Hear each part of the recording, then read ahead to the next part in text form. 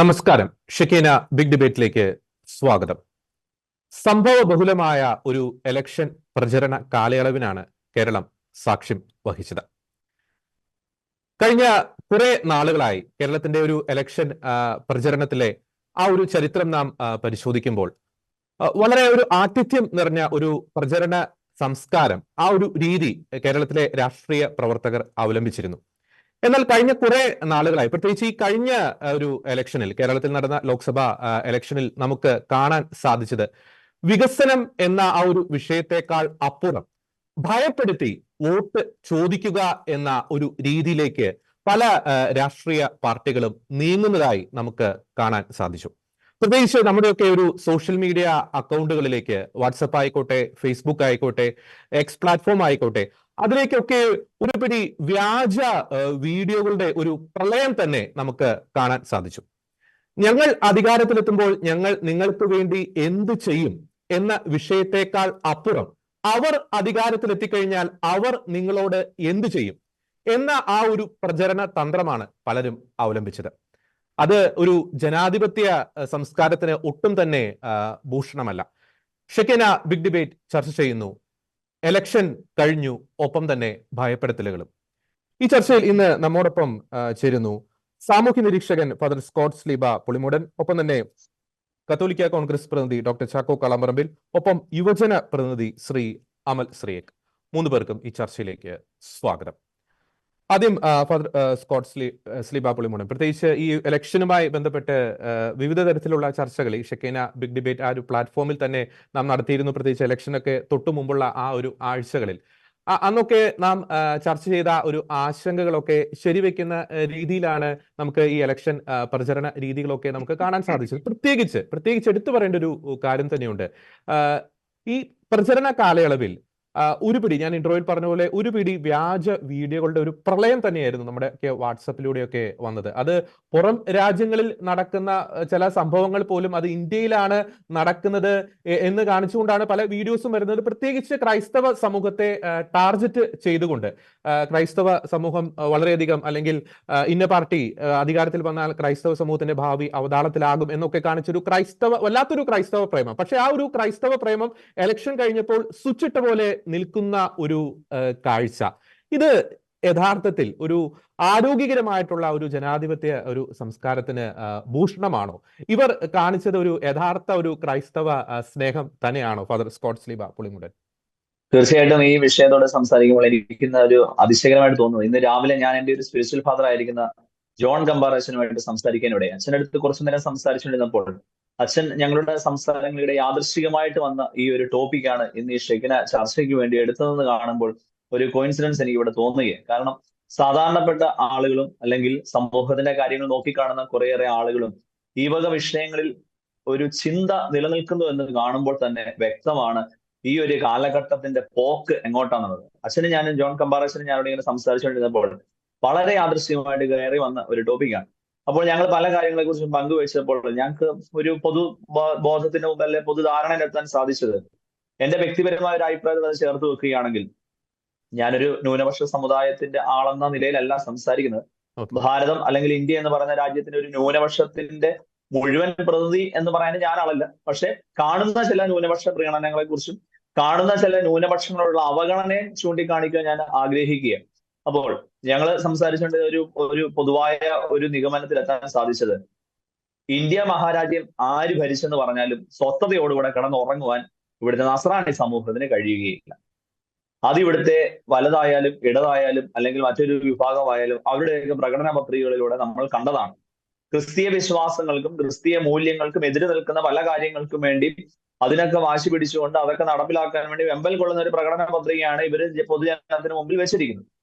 അതേസമയം മറ്റൊരു വിഭാഗം വളരെ പരസ്യമായിട്ട് ക്രിസ്ത്യാനികളെ ഇല്ലാതാക്കണമെന്ന് പോലും പറയുന്ന രീതിയിലേക്ക് വിചാരധാര ആയിക്കൊള്ളട്ടെ, അല്ലെ ഓർഗനൈസർ വഴി ആയിക്കൊള്ളട്ടെ, ഏത് വിഭാഗത്തിന്റെ ഏത് പുസ്തകങ്ങളുടെ ആണെങ്കിൽ തന്നെ ക്രിസ്തീയ സമൂഹത്തെ ഇല്ലാതാക്കണമെന്നും വളരെ വ്യക്തമായിട്ട് അവർ പറഞ്ഞുകൊണ്ടിരിക്കുകയാണ്. അങ്ങനെ ഒരു പ്രത്യേകമായ സാഹചര്യത്തിലാണ് ഇന്ത്യയിലെ ക്രിസ്ത്യാനികൾ ജീവിക്കുന്നത്. ആ ഒരു പൊതുബോധം മനസ്സിൽ നിലനിർത്തിക്കൊണ്ട് തന്നെ സംസാരിക്കുകയാണെങ്കിൽ, ഇന്ത്യയിൽ ഇപ്പോൾ ആര് അധികാരത്തിൽ കയറിയെന്ന് പറഞ്ഞാലും ഇവിടുത്തെ ന്യൂനപക്ഷങ്ങൾ പീഡിപ്പിക്കപ്പെടും. ഇവിടെ ഇന്ത്യ മഹാരാജ്യത്ത് ഇന്ന് ഒരു തെരഞ്ഞെടുപ്പ് കഴിഞ്ഞ തെരഞ്ഞെടുപ്പിന്റെ പ്രോസസ്സിലൂടെ കടന്നു പോകുമ്പോൾ ഇന്ത്യ മഹാരാജ്യം ചർച്ച ചെയ്യുന്നത് വികസനങ്ങളുടെ പേരിലല്ല. ഇന്ത്യ രാജ്യത്ത് നിലനിൽക്കുന്ന ചില സാമൂഹികമായ അവസ്ഥകളെ കുറിച്ചല്ല. എല്ലാവർക്കും പറയാനുള്ളത് മതമാണ്.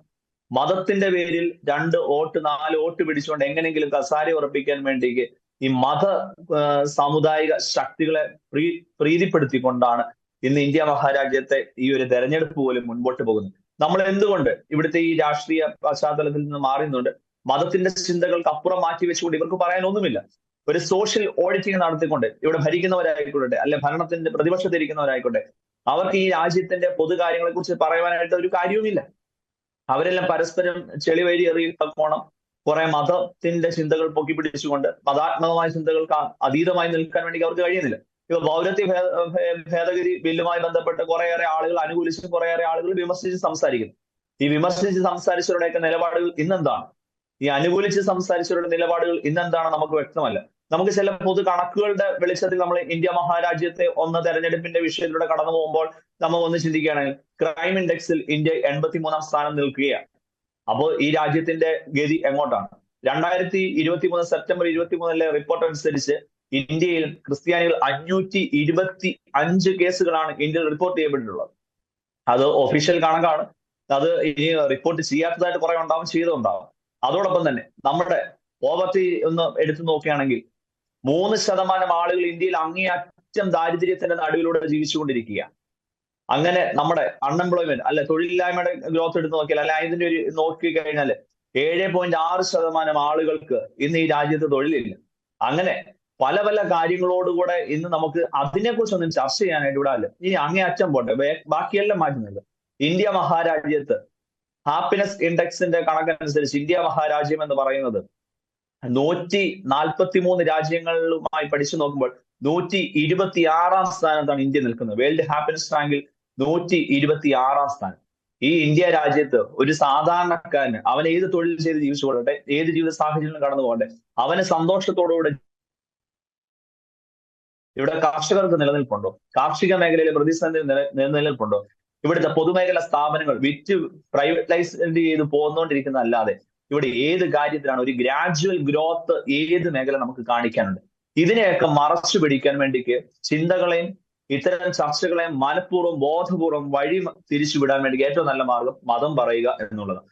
അതാണ് ഇന്ത്യ മഹാരാജ്യത്ത് ഇന്ന് നടന്നുകൊണ്ടിരിക്കുന്നത്. ഇത് മതത്തോട് സ്നേഹമുള്ളത് കൊണ്ടോ മതവിശ്വാസികൾ സ്നേഹമുള്ളത് കൊണ്ടോ അല്ല, തങ്ങളുടെ കുറവുകൾ ഒരു മുഖമൂടി എന്ന നിലയിൽ, ഒരു മറ എന്ന നിലയിൽ സംഘപരിവാര ശക്തികൾ അവര് ഹിന്ദുത്വ അജണ്ടയോടുകൂടെ മുൻപോട്ട് വരുമ്പോൾ അവർക്ക് പലതിനും മറക്കാനുണ്ട്.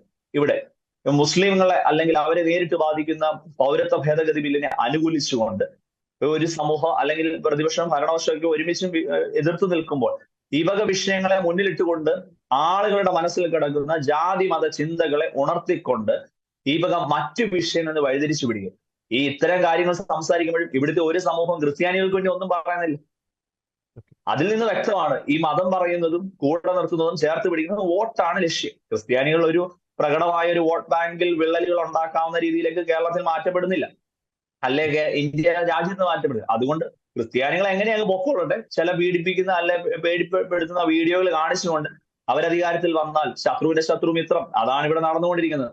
ഇവിടെ പേടിപ്പിക്കുന്ന വീഡിയോകളൊക്കെ പോയിട്ടുള്ളത് ചില പ്രത്യേകതരം വിഭാഗത്തിന്റെ ഫേസ്ബുക്ക് അക്കൗണ്ടുകളുടെ അവരുടെ സോഷ്യൽ പ്ലാറ്റ്ഫോമുകളുടെ. അതാരാണെന്ന് നമുക്കറിയാം. ന്യൂനപക്ഷത്തിൽ ബഹുഭൂരിപക്ഷം വളർന്നുകൊണ്ടിരിക്കുന്ന ഒരു സമൂഹത്തിന്റെ ആളുകളാണ് ഇത്തരം കാര്യങ്ങൾ ചെയ്തുകൊണ്ടിരിക്കുന്നത്. അപ്പോൾ ചുരുക്കം പറഞ്ഞാൽ ഇന്ത്യ മഹാരാജ്യം ഒരു തെരഞ്ഞെടുപ്പ് നേരിടുന്നത് രാഷ്ട്രീയത്തിന്റെയോ അല്ലെ വികസനത്തിന്റെയോ പേരിലല്ല, മതത്തിന്റെ പേരിലാണ്. അതിനി എങ്ങനെ എത്രത്തോളം ബാധിക്കുമെന്നുള്ളത് ഈ തെരഞ്ഞെടുപ്പ് കഴിഞ്ഞ് ഇതിന്റെ ഭരണം മുൻപോട്ട് പോകുമ്പോൾ നമുക്ക് കാണാൻ സാധിക്കും. അപ്പോൾ നമുക്കൊക്കെ ഒരു മാധ്യമ സ്വാതന്ത്ര്യത്തോടുകൂടെ ഇവിടെ ഇരുന്ന് ഇങ്ങനെ ചർച്ച ചെയ്യാൻ പറ്റുമെന്ന് തന്നെ സംശയിക്കേണ്ടിയിരിക്കുന്നു. കാരണം മാധ്യമ സ്വാതന്ത്ര്യത്തിന് നോക്കുകയാണെങ്കിൽ ഇന്ത്യ 159-ാം സ്ഥാനം. അപ്പൊ ഈ ഷെക്കിനെ പോലെ അല്ലെങ്കിൽ മുൻനിര ചാനലുകൾക്ക് ഇനി ഇങ്ങനെ ഒരു ചർച്ചകൾക്ക് വേദികൾ ഒരുക്കപ്പെടുമ്പോൾ നമ്മൾ സംശയിക്കേണ്ടിയിരുന്നു. കാരണം എല്ലാ മതവും മതത്തിന്റെ ചിട്ടവട്ടങ്ങളോട് മുൻപോട്ട് പോകുമ്പോൾ സ്വാതന്ത്ര്യം നഷ്ടപ്പെട്ടു പോവുകയാണ്. പഴയ ജാതി സിസ്റ്റത്തിലെ ചതുർവർണ്ണ രീതിയിലേക്ക് നമ്മൾ പോകേണ്ട ഗതികേട് ചിലപ്പോൾ ഒരു പക്ഷേ ഉണ്ടായെന്ന് വരാം. വികസനമല്ല ലക്ഷ്യം, മതമാണ് ലക്ഷ്യം. അതാണ് ഇന്ന് ഇന്ത്യയിൽ നടന്നുകൊണ്ടിരിക്കുന്നത്. ഓക്കെ. ഒപ്പം തന്നെ ഫാദർ സ്കോട്ട് സ്ലീവ, മറ്റൊരു കാര്യം കൂടിയുണ്ട്.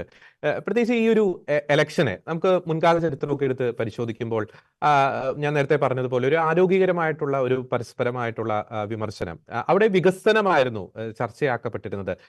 പാവങ്ങളുടെ ഒരു പ്രവർത്തനങ്ങളായിരുന്നു ചർച്ചയാക്കപ്പെട്ടിരുന്നത്. ഇനി വിമർശനമായിക്കോട്ടെ, അത് പരസ്പരം ഒരു ആരോഗ്യകരമായിട്ടുള്ള ഒരു വിമർശനമായിരുന്നു ഫോക്കസ് ചെയ്തിരുന്നത്. പക്ഷേ നമുക്ക് ഈ സോഷ്യൽ മീഡിയ കാലഘട്ടത്തിൽ പലപ്പോഴും ഈ സൈബർ വാർ റൂമുകളാണ് എലക്ഷന്റെ ഗതി എങ്ങോട്ട് പോകണം എന്ന് നിശ്ചയിക്കുന്നത്. ഈ പറയുന്ന പോലെ ടെക്നോളജിയാണ് എലക്ഷന്റെ ഗതി എങ്ങോട്ട് പോകണം എന്ന് നിശ്ചയിക്കുന്നത്. ആ ഒരു സാഹചര്യത്തിൽ പ്രത്യേകിച്ച് ഈ വളരെയധികം പ്രതിസന്ധി നേരിട്ടുകൊണ്ടിരിക്കുന്ന ക്രൈസ്തവ സമുദായം, കേരളത്തിലായിക്കോട്ടെ ഭാരതത്തിലായിക്കോട്ടെ, കുറെ കൂടി ഒരു പൊളിറ്റിക്കൽ ഒരു വിവേകത്തിലേക്ക് കാര്യങ്ങൾ കണ്ടറിഞ്ഞ് അത് എന്താണ് ഇതിന്റെ യാഥാർത്ഥ്യം എന്ന് തിരിച്ചറിഞ്ഞുകൊണ്ട് ഒരു പ്രതികരണത്തിലേക്ക് വരേണ്ട കാലം അതിക്രമിച്ചില്ലേ ഫാദർ സ്കോട്ട് സ്ലിബ? തീർച്ചയായിട്ടും. കാരണം എന്റെ വ്യക്തിപരമായ ഒരു ചിന്ത പറയുകയാണെങ്കിൽ, ഈ കേരളത്തിലെയോ അല്ലെങ്കിൽ ഇന്ത്യയിലെയോ ക്രിസ്ത്യാനികളുടെ ഒരു പൊതുധാരണ, അവർക്ക് സമാധാനത്തോടുകൂടെ സ്വസ്ഥതയോടുകൂടി ജീവിക്കണം. അവർക്ക് വലിയ വിപ്ലവാത്മകമായ പ്രവർത്തനങ്ങളിലൂടെയോ വലിയ ചേരിതിരിവുണ്ടാക്കി മുൻപോട്ട് പോകണമെന്ന് ആഗ്രഹിക്കുന്നവരല്ല ഇന്ത്യയിലെ ക്രിസ്ത്യാനികൾ എന്നാണ് എന്റെ ഒരു വിശ്വാസം. അതാണ് കഴിഞ്ഞ ഇന്ത്യൻ സ്വാതന്ത്ര്യത്തിന്റെ നാൾ മുതൽ അല്ലെങ്കിൽ ഇങ്ങോട്ട് പരിശോധിച്ച് നോക്കുമ്പോൾ ഇന്ത്യയിലെ ക്രിസ്ത്യാനികൾ അങ്ങനെ ഒരു ചേരിതിരിഞ്ഞ് ഒറ്റപ്പെട്ട് ആക്രമിക്കുവാനോ ആക്രമിക്കപ്പെടുവാനോ ആഗ്രഹിക്കുന്നില്ല. അവർ സമാധാനത്തോടെ ജീവിക്കണം. അങ്ങനെ സ്വസ്ഥതയോടുകൂടെ ജീവിക്കാൻ ആഗ്രഹിക്കുന്ന കുറെ ആളുകളുടെ മുമ്പിലേക്കാണ് പലയിടങ്ങളിലും ഇത്തരം കാര്യങ്ങൾ സംഭവിച്ചിട്ടുണ്ട്. ഇന്ത്യ മഹാരാജ്യത്ത് പലയിടങ്ങളിലും കഴിഞ്ഞ ഒരു 4 മാസം 140-ലധികം ക്രിസ്തീയ പീഡനങ്ങൾ അല്ലെങ്കിൽ ക്രിസ്ത്യാനികൾക്ക് നേരെ ഉണ്ടായ കാര്യങ്ങൾ റിപ്പോർട്ട് ചെയ്തിട്ടുണ്ട്. അപ്പോൾ അത്തരം കാര്യങ്ങൾ അല്ലെ ഇതിനു മുമ്പ് നടന്ന കാര്യങ്ങൾ, ഇപ്പോഴും ഇതിനു മുമ്പ് നടന്ന പല വിഷയങ്ങളെ കുറിച്ചും ഉയർത്തിക്കാട്ടിക്കൊണ്ട് പൊതു ബോധത്തിന്റെ മുൻപിലേക്ക് ഇത്തരം ചിന്താധാരകളെ ഇട്ടുകൊടുത്തുകൊണ്ട് ആളുകളെ സ്വാധീനിക്കാൻ ശ്രമിക്കുന്ന ഒരു സൈബർ യുഗത്തിലാണ് നമ്മൾ ജീവിക്കുന്നത്. ഈ സൈബർ യുഗത്തിന്റെ ഗുണങ്ങളുണ്ട്, കോട്ടങ്ങളുണ്ട്. ഈ കോട്ടങ്ങൾ ഇത്തരം കാര്യങ്ങൾ സൃഷ്ടിക്കപ്പെടുമ്പോൾ, ഇത്തരം ചിന്താധാരകളെ മുൻപോട്ട് കൊണ്ടുപോകുന്ന ഈ സാഹചര്യത്തിൽ നമ്മുടെ രാജ്യത്തിന്റെ വികസനത്തെ കുറിച്ച് നമ്മൾ ചർച്ച ചെയ്യുന്നില്ല. ഒരു 10-20 വർഷങ്ങൾ കഴിയുമ്പോൾ ഈ നാടിന്റെ യുവജനങ്ങൾ 2050 അല്ലെങ്കിൽ ഈ ഒരു പകുതിയോളം ആകുമ്പോഴേക്കും ഇന്ത്യ മഹാരാജ്യം ലോകത്തെ ഏറ്റവും വലിയ യുവജന ശക്തി ഉള്ള ഒരു രാജ്യമായിട്ട് മാറുമെന്ന് പറയുമ്പോൾ, ആ വർഷങ്ങളിലേക്ക് സ്വപ്നം കണ്ടുകൊണ്ട് ഈ രാജ്യത്തിന്റെ വികസനത്തെ മുൻപോട്ട് കൊണ്ടുപോകാൻ അധ്വാനിച്ച ഒരു മനുഷ്യനെ രാജ്യത്തുണ്ടായിരുന്നു, APJ അബ്ദുൽ കലാം.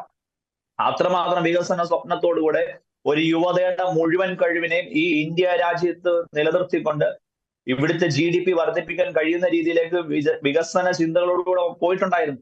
അതൊക്കെ മാറിയ ഇടങ്ങളിലാണ് ഇത്തരം ചില വീഡിയോകളും ഇത്തരം ചില സംഭവങ്ങളും സൈബർ യുഗത്തിന്റെ സഹായത്തിൽ ആളുകളുടെ മുമ്പിലേക്ക് ഇട്ടുകൊണ്ട് പേടിപ്പിച്ച് വോട്ട് ചെയ്യുക. പണ്ട് കാലങ്ങളിൽ ഒരുപക്ഷെ ഉൾനാടുകളിൽ ചില ആളുകൾ പറയും നിങ്ങൾ അവിടെ ചെയ്യണം ഇവിടെ ചെയ്യണം എന്ന് പറഞ്ഞിട്ടുണ്ടെങ്കിൽ, ഇന്ന് നമ്മുടെ ഈ ഒരു പ്രത്യേകമായ സാഹചര്യത്തിൽ ഇത് ഒരു പേടിപ്പിച്ച് വോട്ട് ചെയ്ത് ചിലരെ മാറ്റി നിർത്തുക, ചിലരെ കയറ്റുക എന്നുള്ള ലക്ഷ്യത്തോടെ സംഭവം ഒരു ചുരുക്കം പറഞ്ഞാല് മതത്തിന്റെ പേരിൽ പേടിപ്പിക്കുക.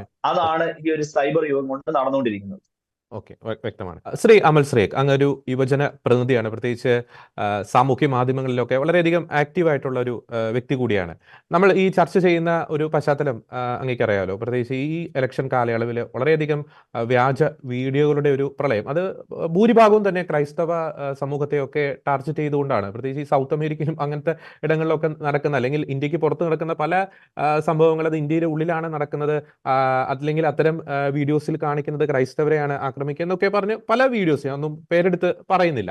അപ്പോൾ അത്തരം കാര്യങ്ങൾ ശക്തി പ്രാപിക്കുന്നു. അത് ഇനി വരും വർഷങ്ങളിലും ഇതിന്റെ രൂക്ഷത തീവ്രമാകാനുള്ള എല്ലാ സാധ്യതയുണ്ട്. പ്രത്യേകിച്ച് ടെക്നോളജിയൊക്കെ നമുക്കറിയാം വളരെയധികം വികസനം പ്രാപിച്ചുകൊണ്ടിരിക്കുന്ന കാലഘട്ടത്തിൽ. അപ്പോൾ അത്തരം ഒരു സാഹചര്യത്തിൽ ഒരു ഫാക്ട് ചെക്കിംഗ് ഒരു മെക്കാനിസം, പ്രത്യേകിച്ച് നമ്മുടെ സഭയിൽ തന്നെ അല്ലെങ്കിൽ ക്രൈസ്തവ സമൂഹത്തിനിടയിൽ തന്നെ പ്രോപ്പറായിട്ടുള്ളൊരു ഫാക്ട് ചെക്കിംഗ് മെക്കാനിസം വരേണ്ടതല്ലേ? ഒപ്പം ഈ സാമൂഹ്യ മാധ്യമങ്ങൾ ഇത്തരം വീഡിയോസ് ഒക്കെ ഏറ്റവും കൂടുതൽ സ്വാധീനിക്കുന്നത് യുവതലമുറയാണ്. അപ്പോൾ ഇത്തരം വ്യാജ വീഡിയോസ്, അതിന്റെ ഉറവിടം അത് എന്താണ്? ഈ പ്രചരിപ്പിക്കുന്നവരുടെ യഥാർത്ഥ ലക്ഷ്യം എന്താണ്? ഇത്തരം കാര്യങ്ങളൊക്കെ എങ്ങനെ പ്രത്യേകിച്ച് വളർന്നു വരുന്ന യുവതലമുറയ്ക്ക്, പ്രത്യേകിച്ച് ക്രൈസ്തവ യുവതലമുറയ്ക്ക് എങ്ങനെ തിരിച്ചറിയാൻ സാധിക്കും? ശ്രീ അമൽ ശ്രീക്.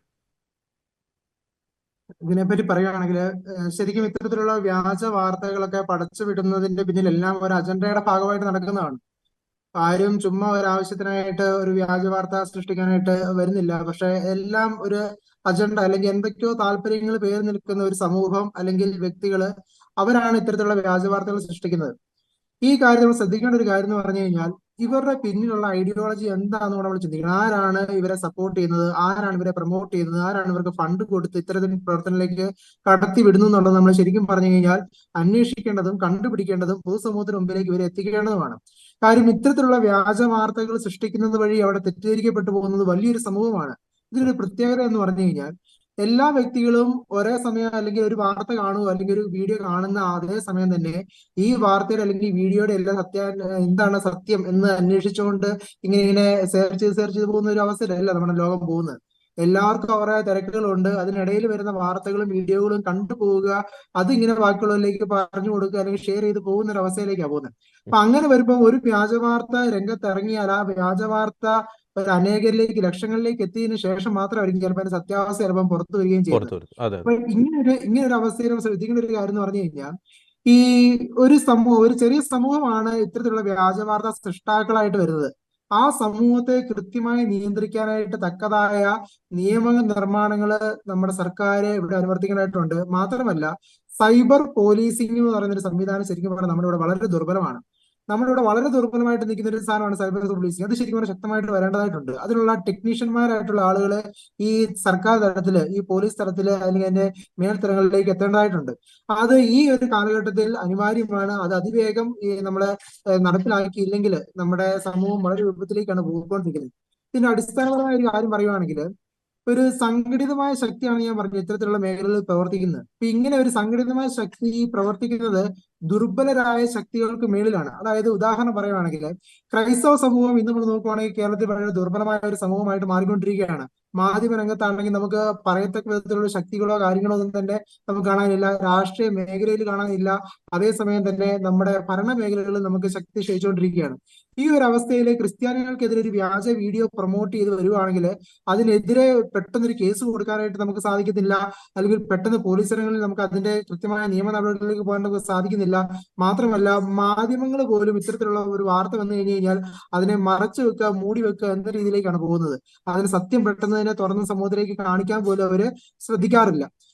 അവർ തന്നെ പലപ്പോഴും അത്തരത്തിലുള്ള വാർത്തകളൊക്കെ ക്രൈസ്തവ സമൂഹത്തിനെതിരെ പടച്ചു വിടുന്നതായിട്ടൊരു കാര്യങ്ങളാണ് നമ്മൾ കണ്ടുകൊണ്ടിരിക്കുന്നത്.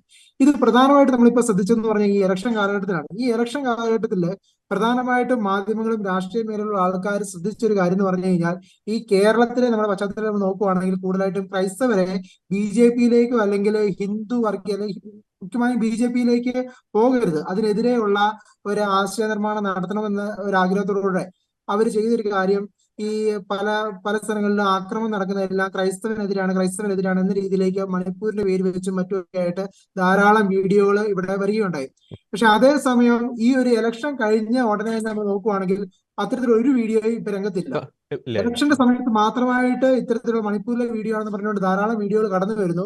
മാത്രമല്ല ശ്രദ്ധിക്കേണ്ട ഒരു കാര്യം, പ്രധാനപ്പെട്ട ഒരു രാഷ്ട്രീയ പ്രസ്ഥാനം, അതായത് ഒരു പ്രധാനപ്പെട്ട രാഷ്ട്രീയ പ്രസ്ഥാനം തന്നെ ഇലക്ഷന്റെ ആ കൃത്യ ദിവസങ്ങളിൽ തന്നെ പത്രത്തിൽ വലിയൊരു വാർത്ത ഇടുകയാണ്. മണിപ്പൂർ എന്ന് പറഞ്ഞുകൊണ്ടുള്ള ഒരു വിലാപ വാർത്ത പോലെ ഇടുകയാണ്. മണിപ്പൂരിന്റെ ഒരു ഫുൾ പേജ് കവർ ചെയ്തുകൊണ്ട് മണിപ്പൂര് നിങ്ങൾ നോക്കി കാണുക, ക്രൈസ്തവരെ ശ്രദ്ധിക്കുക എന്ന് പറഞ്ഞ രീതിയിലേക്ക് ഒരു വാർത്ത ഇടുകയും ഒരു പരസ്യം ചെയ്യുകയാണ്. അവിടെ നമ്മൾ ശ്രദ്ധിക്കണം എന്ന് പറഞ്ഞു കഴിഞ്ഞാൽ ഈ മണിപ്പൂരിന് വേണ്ടി സംസ്ഥാന സർക്കാർ എന്തെങ്കിലും ചെയ്തോ എന്നുള്ളതാണ് നമ്മൾ ചിന്തിക്കേണ്ടത്. അതായത് സംസ്ഥാന സർക്കാരിലെ പ്രതിപക്ഷവും ഭരണപക്ഷവും നമ്മൾ നോക്കുവാണെങ്കിൽ മണിപ്പൂർ ഒരു ആപത്ത് വന്ന സമയത്ത് അവരെ സഹായിക്കാനായിട്ട് ഒരു തുക വിനിയോഗിക്കുക ഒന്നും തന്നെ ചെയ്തില്ല. നമ്മൾ കാണുകയുണ്ടായി, തുർക്കിയിൽ ഒരു ഭൂകമ്പം ഉണ്ടായപ്പോൾ 4 കോടി രൂപയോളം സംസ്ഥാന സർക്കാർ അനുവദിക്കുന്ന ഒരു അവസ്ഥ ഉണ്ട്. അതേസമയം ഇത്രയും തൊട്ടടുത്ത് കിടക്കുന്ന മണിപ്പൂരിൽ ഒരു അപകടം ഉണ്ടായപ്പോൾ അവിടെ ഒരു പൈസയായിട്ടോ സാമ്പത്തികമായിട്ടോ അല്ലെങ്കിൽ അവിടെയുള്ള കുട്ടികൾക്കായിട്ട് ഇവിടെ പ്രത്യേകമായ സ്കോളർഷിപ്പുകളോ കാര്യങ്ങളോ ഒക്കെ ആയിട്ട് അങ്ങനെ എന്തെങ്കിലും ഒപ്പം തന്നെ ലോക സമാധാനത്തിന് വേണ്ടിയിട്ടും നമ്മുടെ സർക്കാർ ബഡ്ജറ്റിൽ തുക വകയിരുത്തിയിരുന്നു. അതെ, കോടിക്കണക്കിന് രൂപയാണ് ലോക സമാധാനത്തിന് വേണ്ടി വകയിരുത്തുന്നത്. അതേസമയം ഇത്രമാത്രം അടുത്ത് കിടക്കുന്ന മണിപ്പൂർ നമ്മുടെ സ്വന്തം രാജ്യമായ ഇന്ത്യയിലെ ഒരു സംസ്ഥാനത്ത് നടക്കുന്ന ഒരു പ്രശ്നത്തില് അവർക്ക് പറയുമ്പോൾ എല്ലായിടത്തും ഭയങ്കര വിപുലമായിട്ടുള്ള സമ്മേളനങ്ങളും എല്ലാം അവര് പ്രതിഷേധങ്ങളെല്ലാം ചെയ്യുന്നുണ്ട്. പക്ഷെ ഒരു ആത്മാർത്ഥമായ ഒരു സഹായ സമീപനം ഒന്നും തന്നെ അതിനകത്ത് നമ്മൾ കാണുന്നില്ല. ഇതൊക്കെ നമ്മൾ ശ്രദ്ധിക്കേണ്ട ഒരു കാര്യമാണ്. ഇവിടെ എന്ന് പറഞ്ഞു കഴിഞ്ഞാൽ കൃത്യമായും പറയുകയാണെങ്കിൽ ഒരു ന്യൂനപക്ഷ സ്നേഹമല്ല, ന്യൂനപക്ഷ വോട്ട് സ്നേഹമാണ് ശരിക്കും പറഞ്ഞു കഴിഞ്ഞാൽ ഇവിടെ നമുക്ക് കാണാൻ സാധിക്കുന്നത്. ന്യൂനപക്ഷങ്ങളോടുള്ള സ്നേഹമല്ല, പകരം ന്യൂനപക്ഷങ്ങളുടെ വോട്ടിനോടുള്ള ഒരു ആർത്തിയോ അല്ലെങ്കിൽ അതിലൊരു സ്നേഹം, ഒരു തരത്തിലുള്ള ആത്മാർത്ഥത, അതൊരു സ്നേഹമാണ് പലപ്പോഴും നമ്മുടെ രാഷ്ട്രീയ കക്ഷികളിൽ നിന്ന് കാണിക്കുന്നത്. അതിലെ പ്രഥമമായ ലക്ഷ്യങ്ങൾ സമീപനങ്ങളാണ് നമ്മൾ ഈ കഴിഞ്ഞ ഇടങ്ങളിൽ കണ്ട അവരുടെ പ്രകടന പത്രികകളിലും മാത്രമല്ല ഈ രാഷ്ട്രീയ പ്രസ്ഥാന വേദികളിൽ അവരുടെ പ്രസംഗങ്ങളിൽ നമ്മൾ കണ്ട കാര്യങ്ങളാണ്. അതായത് ഉദാഹരണം പറയുവാണെങ്കിൽ ഇപ്പം നമ്മൾ കോൺഗ്രസിനെ പറ്റി പറയുവാണെങ്കിൽ കോൺഗ്രസ് പ്രകടന പത്രിക ഇറക്കിയായിരുന്നു. ആ പ്രകടന പത്രികയിൽ ക്രൈസ്തവർക്ക് അനുകൂലമായിട്ടോ ക്രൈസ്തവർക്ക് വേണ്ടിയോ യാതൊരു ശബ്ദങ്ങളും നമ്മൾ കാണുന്നില്ല. അതേസമയം മുസ്ലിം ന്യൂനപക്ഷത്തിന് വേണ്ടിയൊക്കെ ആയിട്ട് അതിനകത്ത് ശബ്ദങ്ങളൊക്കെ മുറവിളി കൂട്ടുകയും ചെയ്യുന്നുണ്ട്. അതിനെ നമ്മുടെ BJP ഒരു ആയുധമാക്കി എടുക്കുകയും ചെയ്യുന്നുണ്ട്. എന്തുകൊണ്ട് ക്രൈസ്തവരെ തിരസ്കരിക്കുന്നു എന്നൊരു ചോദ്യം അവിടെ വളരെ പ്രധാനമാണ്.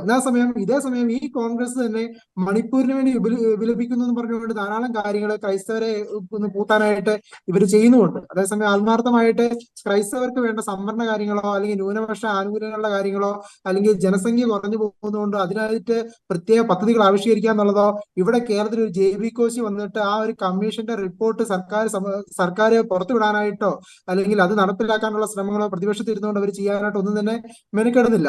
അപ്പൊ ഇതൊക്കെ നമ്മൾ കാണേണ്ടതാണ്. മാത്രമല്ല നമ്മൾ ശ്രദ്ധിക്കേണ്ട ഒരു കാര്യം എന്ന് പറഞ്ഞു കഴിഞ്ഞാൽ ഭരണഘടനാ സംരക്ഷണമാണെന്നാണ് കോൺഗ്രസ് ഒക്കെ ഈ ഒരു ഇലക്ഷൻ കാലഘട്ടത്തിൽ മുന്നോട്ട് വെക്കുന്നത്. പക്ഷെ നമ്മൾ ശ്രദ്ധിക്കേണ്ട ഒരു കാര്യമുണ്ട്, ഈ ഇലക്ഷൻ കാലഘട്ടത്തിൽ കോൺഗ്രസ് ഞാൻ കോൺഗ്രസ് എന്ന് പറയുമ്പോൾ അത് BJPക്ക് അനുകൂലമായിട്ട് ഒന്നും തന്നെയല്ല. BJP ഉയർത്തുന്ന ഹിന്ദുത്വ ആ ഒരു എന്താ പറയുക ചായവും അത് സൃഷ്ടിക്കുന്ന ആ ഒരു മതവിവേചനവും എല്ലാം തന്നെ ഇവിടെ ചോദിച്ചിന് ആളുടെ തന്നെയുണ്ട്. എന്നാൽ നമ്മൾ ശ്രദ്ധിക്കേണ്ട ഒരു കാര്യം, ഭരണഘടന സംരക്ഷിക്കണം എന്ന് പറയുന്നത് കോൺഗ്രസിന്റെ ഒരു ആത്മാർത്ഥ സമീപനമാണോ നമ്മൾ ചിന്തിക്കേണ്ടതുണ്ട്. കാര്യം എന്ന് പറഞ്ഞു കഴിഞ്ഞാൽ ഭരണഘടനാ രൂപീകരണ വേളയിൽ അവിടെ സർദാർ വല്ലഭായ് പട്ടേലിനെ അഡ്വൈസറി കമ്മിറ്റി ചെയർമാനായി വെച്ചുകൊണ്ട് സംവരണത്തെ പറ്റിയുള്ള ചർച്ചാ വിഷയം വന്നു. ആ സംവരണ ചർച്ച വിഷയം വന്ന സമയത്ത് രാഷ്ട്രീയ പാർട്ടികളിലെയും മറ്റ് സംഘടനാ നേതാക്കളുടെയും മത നേതാക്കളും എല്ലാം തന്നെ അവിടെ സന്നിഹിതരായിരുന്നു. അവിടെ നടന്ന ചർച്ചയിൽ മതങ്ങൾ അവരുടെ സംവരണം വിട്ടുകൊടുക്കണമെന്ന് പറഞ്ഞുകൊണ്ടുള്ള ഒരു കാര്യമാണ് അവിടെ സർദാർ വല്ലഭായ് പട്ടേൽ അഡ്വൈസറി കമ്മിറ്റി ചെയർമാനായിരിക്കെ പുതിയ റിപ്പോർട്ട് സമർപ്പിക്കുന്നത്. അതിനകത്ത് മുസ്ലിം പ്രതിനിധിയായിട്ടുള്ള ആളുകളൊക്കെ കൃത്യമായിട്ട് പറയുന്നു, ക്രിസ്ത്യൻ പ്രതിനിധിയും സിഖും ജൈനനുമായിട്ടുള്ള പ്രതിനിധികളെല്ലാം കൃത്യമായിട്ട് പറയുന്നു, മതത്തിന്റെ പേരിൽ രാജ്യം വിഭജിക്കരുത്. ആ മതത്തിന്റെ പേര് രാജ്യം വിഭജിക്കാൻ ഒരു കാരണം സംവരണത്തിലൂടെ ആകുമെങ്കിൽ ആ സംവരണം ഞങ്ങൾ വിട്ടുതരുന്നു എന്നാണ് കൃത്യമായിട്ട് ഇവിടെ പറഞ്ഞുകൊണ്ടാണ് ഈ ന്യൂനപക്ഷ മതവിഭാഗങ്ങളെല്ലാം അവർ സംവരണം വിട്ടുകൊടുക്കുന്നത്. അത് കൃത്യമായിട്ട് നമുക്ക് കാണാം. തജാമുൽ ഹുസൈൻ എന്ന് പറഞ്ഞ മുസ്ലിം പ്രതിനിധിയാകട്ടെ, നമ്മുടെ ജെറോം ഡിസോസ് എന്ന് പറഞ്ഞ ക്രിസ്ത്യൻ പ്രതിനിധിയാകട്ടെ, അവരൊക്കെ അവിടെ പറയുന്ന വാക്കുകൾ നമ്മൾ ശ്രദ്ധിച്ചാൽ മനസ്സിലാവും. കൃത്യമായിട്ടും രാജ്യത്ത് മതത്തിന്റെ പേരിൽ ഒരു വിഭജനം സംവരണത്തിലൂടെ പാടില്ല, ഒരു തരത്തിലൊരു വിഭജനം പാടില്ല. അത് ഉയർത്തിപ്പിടിച്ചുകൊണ്ട് ഒരു രാജ്യം ഭരിക്കണം, രാജ്യത്തിന്റെ നമ്മളെല്ലാം ഇന്ത്യക്കാരാണ്, ഇന്ത്യക്കാരെന്നെ അഭിമാനം കൊള്ളണമെന്ന് പറഞ്ഞാണ് മുന്നോട്ട് പോകണമെന്ന് പറഞ്ഞാണ് നമ്മുടെ ഭരണഘടന രൂപീകരിക്കുന്നത്. പക്ഷെ ആ ഭരണഘടന സംരക്ഷിക്കണമെന്ന് പറഞ്ഞുകൊണ്ട് ഇവിടെ ആവശ്യം ഉന്നയിക്കുന്ന ആളുകൾ തന്നെ മതത്തിന്റെ പേരിൽ അവിടെ സംവരണം കൊടുക്കണമെന്നും അതേപോലെ തന്നെ ജാതി സെൻസസ് നടത്തി ജാതിയുടെ പേരിൽ ആൾക്കാരെ വിഭജിക്കണമെന്നും ഒക്കെ ഉള്ള ഒരു ആശയം വരുന്നത് ശരിക്കും പറഞ്ഞു കഴിഞ്ഞാൽ എത്രമാത്രം ഒരു ആത്മാർത്ഥ സമീപനം ഉണ്ടെന്ന് നമ്മൾ ശ്രദ്ധിക്കേണ്ടതുണ്ട്. ഇതോടൊപ്പം നമ്മൾ ശ്രദ്ധിക്കേണ്ടത് BJP ഉയർത്തുന്ന ആ ഒരു ഹിന്ദുത്വ അജണ്ടയാണ്. ആ ഹിന്ദുത്വ അജണ്ടയുടെ ഒരു പ്രധാന പ്രശ്നം എന്ന് പറഞ്ഞു കഴിഞ്ഞാൽ അത് മതപരമായിട്ടൊരു ആശയത്തെക്കാൾ ഒരു സാംസ്കാരികപരമായിട്ടൊരു ആശയത്തിൽ ഊന്നിയാണ് ഇവർ സംസാരിക്കുന്നത്. അതുകൊണ്ട് തന്നെ ഇന്ത്യ എന്ന് പറയുന്ന ഈ ഒരു രാജ്യത്ത് സാംസ്കാരികപരമായിട്ട് ഹിന്ദു ആശയത്തിനാണ് പ്രാധാന്യം. ക്രൈസ്തവരുടെയോ മുസ്ലിമിന്റെയോ ഒക്കെ ആശയത്തിനൊക്കെ ഒരു സെക്കൻഡറി പദവിയേ ഉള്ളൂ. അത് ഒരു എന്താ പറയുക, ഇവർക്ക് അത്രമാത്രം ഒരു അവകാശം പറയാനായിട്ടുള്ള ഒരു സാധ്യത ഇവിടെ ഇല്ല എന്ന രീതിയിലേക്കും ഒരു ഒരു നിലയിൽ നിന്ന് താഴെ നിലയിലേക്ക് ഈ ഒരു മറ്റ് ന്യൂനപക്ഷ സമൂഹങ്ങളെ നിർത്താനായിട്ടുള്ള ഒരു എന്താ പറയുന്ന ഒരു വകപോക്ക് ഇവിടെ നടക്കുന്നതായിട്ട് നമുക്ക് കാണാൻ സാധിക്കുന്നുണ്ട്. അപ്പൊ അതിനെ ശരിക്കും വളരെ ശക്തമായി നമ്മൾ എതിർക്കണം. പക്ഷെ അതോടൊപ്പം തന്നെ ഈ എതിർക്കുന്നവർ തന്നെ ഇതിന് കൂപ്പ് കൂട്ടുന്ന ആ ഒരു പ്രവണത ശരിക്കും പറഞ്ഞാൽ നമ്മൾ അവിടെ നിർത്തേണ്ടതായിട്ടുണ്ട്. ആ സമീപനം നമ്മൾ ശ്രദ്ധിക്കേണ്ടതായിട്ടുണ്ട്. നമ്മുടെ ഇന്ത്യയിലെ ഒരു സാഹചര്യം നമ്മൾ നോക്കുകയാണെങ്കിൽ ഇന്ത്യക്കാരെല്ലാം ഒരുമിച്ച് നിന്നുകൊണ്ട് തന്നെ ഈ ജാതിമത ഈ വേർതിരിവ് ഉണ്ടാക്കുന്ന രാഷ്ട്രീയ കക്ഷികളോട് കൃത്യമായും ഈ കാര്യങ്ങൾ അഡ്രസ് ചെയ്തുകൊണ്ട് ഇതിനൊരു എന്താ പറയുക ഒരു തടയിടണം എന്നുള്ളതാണ് എൻ്റെ ഒരു അഭിപ്രായം. ഒപ്പം തന്നെ അമൽ, മറ്റൊരു കാര്യം കൂടി, ഇത്തരത്തിൽ വികസനം എന്ന കാര്യത്തെക്കാൾ അപ്പുറം പ്രത്യേകിച്ച് നമുക്ക് യുവജനങ്ങളുടെ ഒരു ആസ്പെക്റ്റിൽ നിന്നുകൊണ്ട് സംസാരിക്കാം. അങ്ങനെ യുവജന പ്രതിനിധി കൂടിയാണല്ലോ. യുവജനങ്ങൾ വളരെയധികം പ്രശ്നങ്ങൾ നേരിടുന്നുണ്ട്. കേരളത്തിന്റെ ഒരു സിനാരിയോയിൽ നോക്കുകയാണെങ്കിൽ വിദേശ കുടിയേറ്റം, ഇവിടെ നാട്ടിൽ നിന്നാൽ ജോലി ലഭിക്കാത്ത അവസ്ഥ, അത്തരത്തിലുള്ള പല വിഷയങ്ങൾ, പ്രത്യേകിച്ച് ഈ മുന്നോക്ക സമുദായത്തിൽപ്പെട്ടവർക്ക് ഈ സംവരണവുമായി ബന്ധപ്പെട്ട വിഷയങ്ങൾ, തൊഴിൽ സാധ്യതകൾ, ഒപ്പം തന്നെ ഈ നമുക്കറിയാം ഉന്നത വിദ്യാഭ്യാസ സ്ഥാപനങ്ങളിലെ ഒരു ക്വാളിറ്റിയുടെയൊക്കെ ഒരു അഭാവം ഒക്കെ ഉണ്ട്. അപ്പോൾ അത്തരം വിഷയങ്ങൾ ഇവിടെ നിൽക്കുമ്പോൾ മുഖ്യധാര പാർട്ടികൾ, രാഷ്ട്രീയ പാർട്ടികൾ ഈ പറയുന്നത് പോലെ ഈ മതം ചർച്ചയാക്കുന്നു, വർഗീയത ചർച്ചയാക്കുന്നു. അത് എത്രത്തോളം ഒരു നിസ്സംഗത ഒരു മനോഭാവം യുവ വോട്ടർമാരുടെ ഇടയിൽ സൃഷ്ടിച്ചിട്ടുണ്ട് അങ്ങയുടെ ഒരു നിരീക്ഷണത്തിൽ? ശരിക്കും പറഞ്ഞു കഴിഞ്ഞാൽ അതിന്റെ ഒരു നിരീക്ഷണത്തിന്റെ ഫലമാണ് ഈ പോളിംഗ് റേറ്റിൽ വന്ന ഒരു കുറവെന്ന് പറയാം.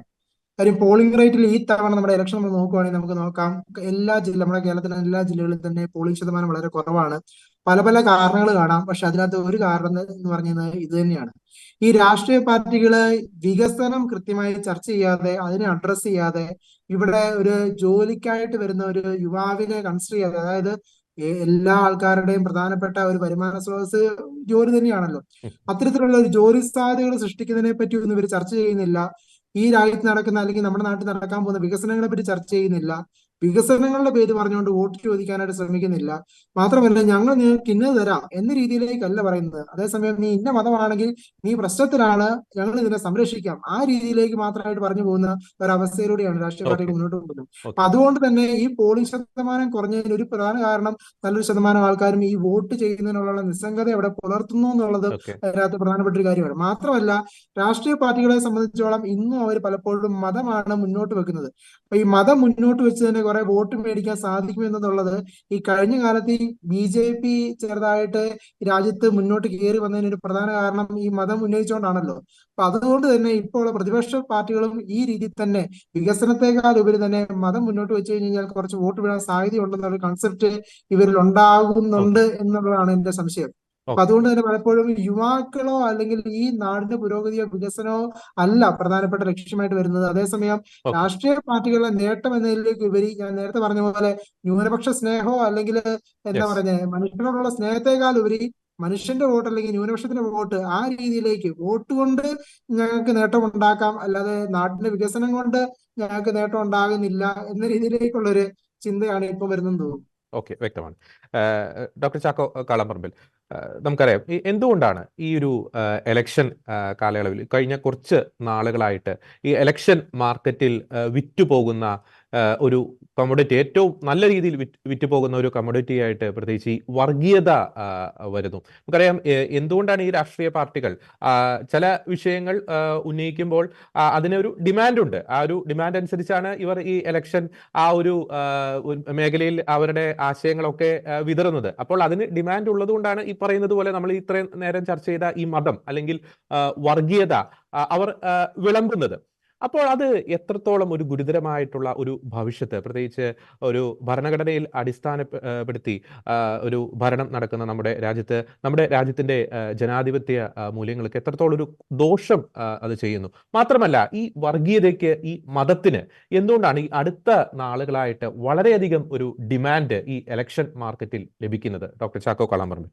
വർഗീയത അതല്ലെങ്കിൽ മതചിന്തകള് എന്ന് പറയുന്നത് ഇപ്പോൾ രാഷ്ട്രീയത്തിലെ വളരെ പ്രാമുഖ്യം നേടിയ ഒരു കാലഘട്ടത്തിലാണ് ഇലക്ഷൻ പ്രചരണങ്ങൾ നടക്കുന്നത്. എന്നാൽ ഇത് പ്രത്യക്ഷത്തിൽ ഇന്ന് പ്രചരണായുധമാക്കുമ്പോൾ ഈ ഇന്ത്യൻ ജനാധിപത്യത്തിലെ പരോക്ഷമായിട്ട് എല്ലാ കാലത്തും ഈ ഇലക്ഷനില് ഇതൊരു ആയുധം തന്നെയാണ്. പരോക്ഷമായിട്ടാണെങ്കിൽ രാഷ്ട്രീയ പാർട്ടികൾ നിങ്ങളെ കാൻഡിഡേറ്റ്സിനെ നിർത്തുന്നത് ചെക്ക് ചെയ്താൽ മനസ്സിലാവും. അതിന്റെ ഒരു മാനദണ്ഡം എല്ലാ മതങ്ങൾക്കും ആനുപാതികമായ പ്രാതിനിധ്യം ഉണ്ടാകണം എന്നുള്ള ചിന്താധാരയിൽ നിന്നാണ് അവർ ചെയ്തുകൊണ്ടിരുന്നത്. കാൻഡിഡേറ്റ്സിന്റെ ഇമ്പോർട്ടൻസിനേക്കാൾ കൂടുതൽ മതത്തിന്റെ പ്രാതിനിധ്യം അല്ലെങ്കിൽ മതവിശ്വാസങ്ങളുടെ പ്രാതിനിധ്യം ഉറപ്പുവരുത്താനുള്ള ഒരു വ്യഗ്രത ഇത്തരം സോക്കോൾഡ് വിപ്ലവ പാർട്ടികൾക്ക് വരെ എല്ലാ കാലത്തും ഉണ്ടായിരുന്നു എന്നുള്ളൊരു വസ്തുതയാണ്. രണ്ടാമത്തത്, നമ്മുടെ നാട്ടിൽ ഈ തീവ്രവാദ ചിന്തകള് അത് എല്ലാ കാലത്തും ഉണ്ട്. ഇപ്പോൾ ഈ കാലത്ത് മാത്രമല്ല, ഇക്കാലത്ത് അത് കൂടുതൽ എടുത്ത് പ്രയോഗിക്കുന്നു അല്ലെങ്കിൽ കൂടുതൽ എടുത്ത് ഉപയോഗിക്കുന്നു എന്നുള്ളത് ശരിയാണെങ്കിലും എനിക്ക് തോന്നുന്നു പതിറ്റാണ്ടുകളായിട്ട് നമ്മുടെ നാട്ടിൽ ഈ മതചിന്തകളും തീവ്രവാദങ്ങളും ഇവിടെ ഉണ്ട്. ഞാൻ ഉദാഹരണത്തിന് പറയാം, കോൺഗ്രസ് ആണ് കഴിഞ്ഞ 5-6 പതിറ്റാണ്ട് നമ്മൾ ഭരിച്ചുകൊണ്ടിരുന്നത്. കോൺഗ്രസ് ഭരിക്കുന്ന കാലഘട്ടങ്ങളിലെല്ലാം തന്നെ ക്രൈസ്തവ സമൂഹത്തിന് നേരെയുള്ള തീവ്രവാദികളുടെ അറ്റാക്കുകൾ ഉണ്ടായിട്ടുണ്ട്. ആ കാലഘട്ടത്തിലൊക്കെ ഉണ്ടായിട്ടുണ്ട്. പലപ്പോഴും പലരും വധിക്കപ്പെട്ടിട്ടുണ്ട്. സിസ്റ്റർ റാണി മരിയയുടെയും ഗ്രഹാം സ്റ്റെയിൻസിന്റെ ഒക്കെ ഉദാഹരണങ്ങൾ അവിടെ നിൽക്കുന്നു. അപ്പൊ അത് എല്ലാ കാലത്തും അത്തരത്തിലുള്ള തീവ്രവാദ പ്രസ്ഥാനങ്ങള് പ്രവർത്തിക്കുന്നുണ്ട്. അന്നൊന്നും ഭരണാധികാരികള് അതിനെതിരെ ശബ്ദമുയർത്താനോ അതിന് ശക്തമായിട്ട് അടിച്ചമർത്താനോ ഒരു പരിശ്രമം നടത്തിയിരുന്നില്ല എന്നുള്ളതും നമ്മുടെ മുമ്പിൽ അത് പച്ചയായ യാഥാർത്ഥ്യമാണ്. അവിടെ ഇവിടെയൊക്കെ ഒറ്റപ്പെട്ട സംഭവങ്ങളായിട്ട് അതിനെ കാണിച്ച് ലഘൂകരിക്കുക എന്നുള്ളത് കഴിഞ്ഞു. എന്നാൽ ഈ കാലഘട്ടത്തിൽ അതിനെ ഈ അന്നത്തെ ഭരണകക്ഷി ഇന്ന് പ്രതിപക്ഷത്തായപ്പോൾ അതിനെ വേണ്ട വിധത്തിൽ ഉപയോഗപ്പെടുത്തുന്നതിൽ ഒരു പ്രചരണായുധമാക്കുന്നുണ്ട് എന്നത് ഒരു വശത്ത്, ഇടത് പ്രസ്ഥാനങ്ങൾ അതിനെ നല്ലവണ്ണം ഉപയോഗപ്പെടുത്തുന്നത് മറുവശത്ത്. അതേസമയത്ത് മതത്തിന്റെ പേരിൽ അത് തുറന്നു പറഞ്ഞ് വോട്ട് പിടിക്കാൻ മടിയില്ലാത്ത രാഷ്ട്രീയ പാർട്ടികൾ മൂന്നാമതൊരു വശത്ത്. അതവിടെ ഉണ്ട്. പണ്ട് പതിയിരുന്ന് അറ്റാക്ക് ചെയ്യുകയായിരുന്നെങ്കിൽ ഇന്ന് നേരിട്ട് വന്ന് അറ്റാക്ക് ചെയ്യുന്ന രീതി. പതിയിരുന്ന് അറ്റാക്ക് ചെയ്യുന്നതാണ് നേരിട്ട് വന്ന് അറ്റാക്ക് ചെയ്യുന്നതിനേക്കാളും എനിക്കൊന്ന് അപകടകരം എന്നാണ് ഞാൻ മനസ്സിലാക്കുന്നത്. പണ്ടിതുണ്ട്. രാഷ്ട്രീയ പ്രസ്ഥാനങ്ങള്, മറ്റ് രാഷ്ട്രീയ പാർട്ടികള്, കോൺഗ്രസ് അടക്കമുള്ളവര് കേന്ദ്രം ഭരിക്കുമ്പോഴും സംസ്ഥാനത്ത് ഇത്തരമുള്ള ആളുകൾ ഭരിക്കുമ്പോഴും ഒക്കെ കേരളത്തിൽ തന്നെ നമുക്കറിയാവുന്ന മദർ തെരേസയുടെ ആശ്രമങ്ങളടക്കം അറ്റാക്ക് ചെയ്യപ്പെട്ട സംഭവങ്ങൾ നമുക്ക് മറക്കാൻ കഴിയില്ല. അതൊക്കെ ഇവിടെയും സംഭവിച്ചിട്ടുള്ള യാഥാർത്ഥ്യങ്ങളൊക്കെ തന്നെയാണ്. അതൊരു വശത്ത്. ഇന്ന് പക്ഷേ മറ്റുള്ളവര്, അന്ന് ഭരണപക്ഷത്തായിരുന്നവര് ഇന്നതിനെ നല്ല ഭംഗിയായി പ്രചരണായുധമായിട്ട് ഉപയോഗിക്കുന്നു. ഭരണകക്ഷി മതത്തെ ഒരായുധമാക്കി തന്നെ ഉപയോഗപ്പെടുത്തിക്കൊണ്ട് വോട്ട് നേടാൻ ശ്രമിക്കുമ്പോൾ മറ്റുള്ളവർ അതിനെ ഒരായുധമാക്കിക്കൊണ്ട് അതിനെതിരെ നിലകൊള്ളുന്നു. അതിന് അപകടകരമായ ഒരു അവസ്ഥ എന്താണെന്ന് ചോദിച്ചാൽ, ഇപ്പൊ മതസംവരണം വേണം എന്നുള്ളത് അല്ലെങ്കിൽ ആ ചിന്താധാര വരുമ്പോൾ സംവരണത്തെ ജാതി സംവരണമാക്കി മാറ്റുക എന്ന് പറയുന്നത് അതിനേക്കാൾ വലിയ അപകടകരമാണ് രാജ്യത്തിന്. ജാതി സംവരണം എന്ന് പറയുന്നത് സമൂഹത്തിൽ അനാർക്കി ഉണ്ടാക്കാൻ കഴിയുന്ന വിധത്തില്, പ്രശ്നങ്ങൾ കൂടുതൽ ഗൗരവതരമാക്കാൻ കഴിയുന്ന വിധത്തിലുള്ള പ്രശ്നമാണ്. മണ്ഡൽ കമ്മീഷൻ നമുക്കറിയാം, റിപ്പോർട്ടും അതിനോടനുബന്ധിച്ചുണ്ടായ സമരങ്ങളും ഒക്കെ നമ്മുടെ മുമ്പിൽ വി പി സിംഗിന്റെ കാലഘട്ടത്തുള്ള സംഭവങ്ങൾ നമ്മുടെ കൺമുമ്പിൽ ഉണ്ട് എന്ന് നമ്മൾ ഓർക്കണം. അപ്പൊ ജാതി സംവരണവും മതസംവരണവും നമ്മളുടെ ഒരു ഏറ്റുമുട്ടലായ ഇലക്ഷൻ മാറുകയാണ് എന്ന് തോന്നത്തക്ക വിധത്തിലുള്ള പ്രചരണങ്ങൾ അഴിച്ചുവിടുന്നു. അത് രാജ്യത്ത് അനാർക്കി ഉണ്ടാക്കുന്നു. അല്ലാണ്ട് ആരും ഇവിടെ സംശുദ്ധമായ രാഷ്ട്രീയത്തിന്റെ വക്താക്കളാകുകയോ രാഷ്ട്രീയം ഉപയോഗിച്ചുകൊണ്ട് രാഷ്ട്രത്തെ പടുത്തുയർത്താനുള്ള പരിശ്രമം നടത്തുകയാണെന്ന് തെറ്റിദ്ധരിക്കുകയൊന്നും വേണ്ട.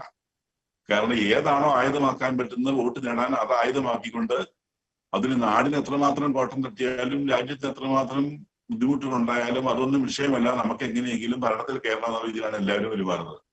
ഒരാളും അതിന് വലിയ, എനിക്ക് തോന്നുന്നത്, അംഗീകാരം മേടിച്ച് മിടുക്കന്മാരാണെന്ന് പറയാൻ തക്ക വിധത്തിലുള്ള പ്രവർത്തനമൊന്നും ഞാൻ ആരിലും കാണുന്നില്ല. എൻ്റെ ഒരു കാഴ്ചപ്പാടതാണ്.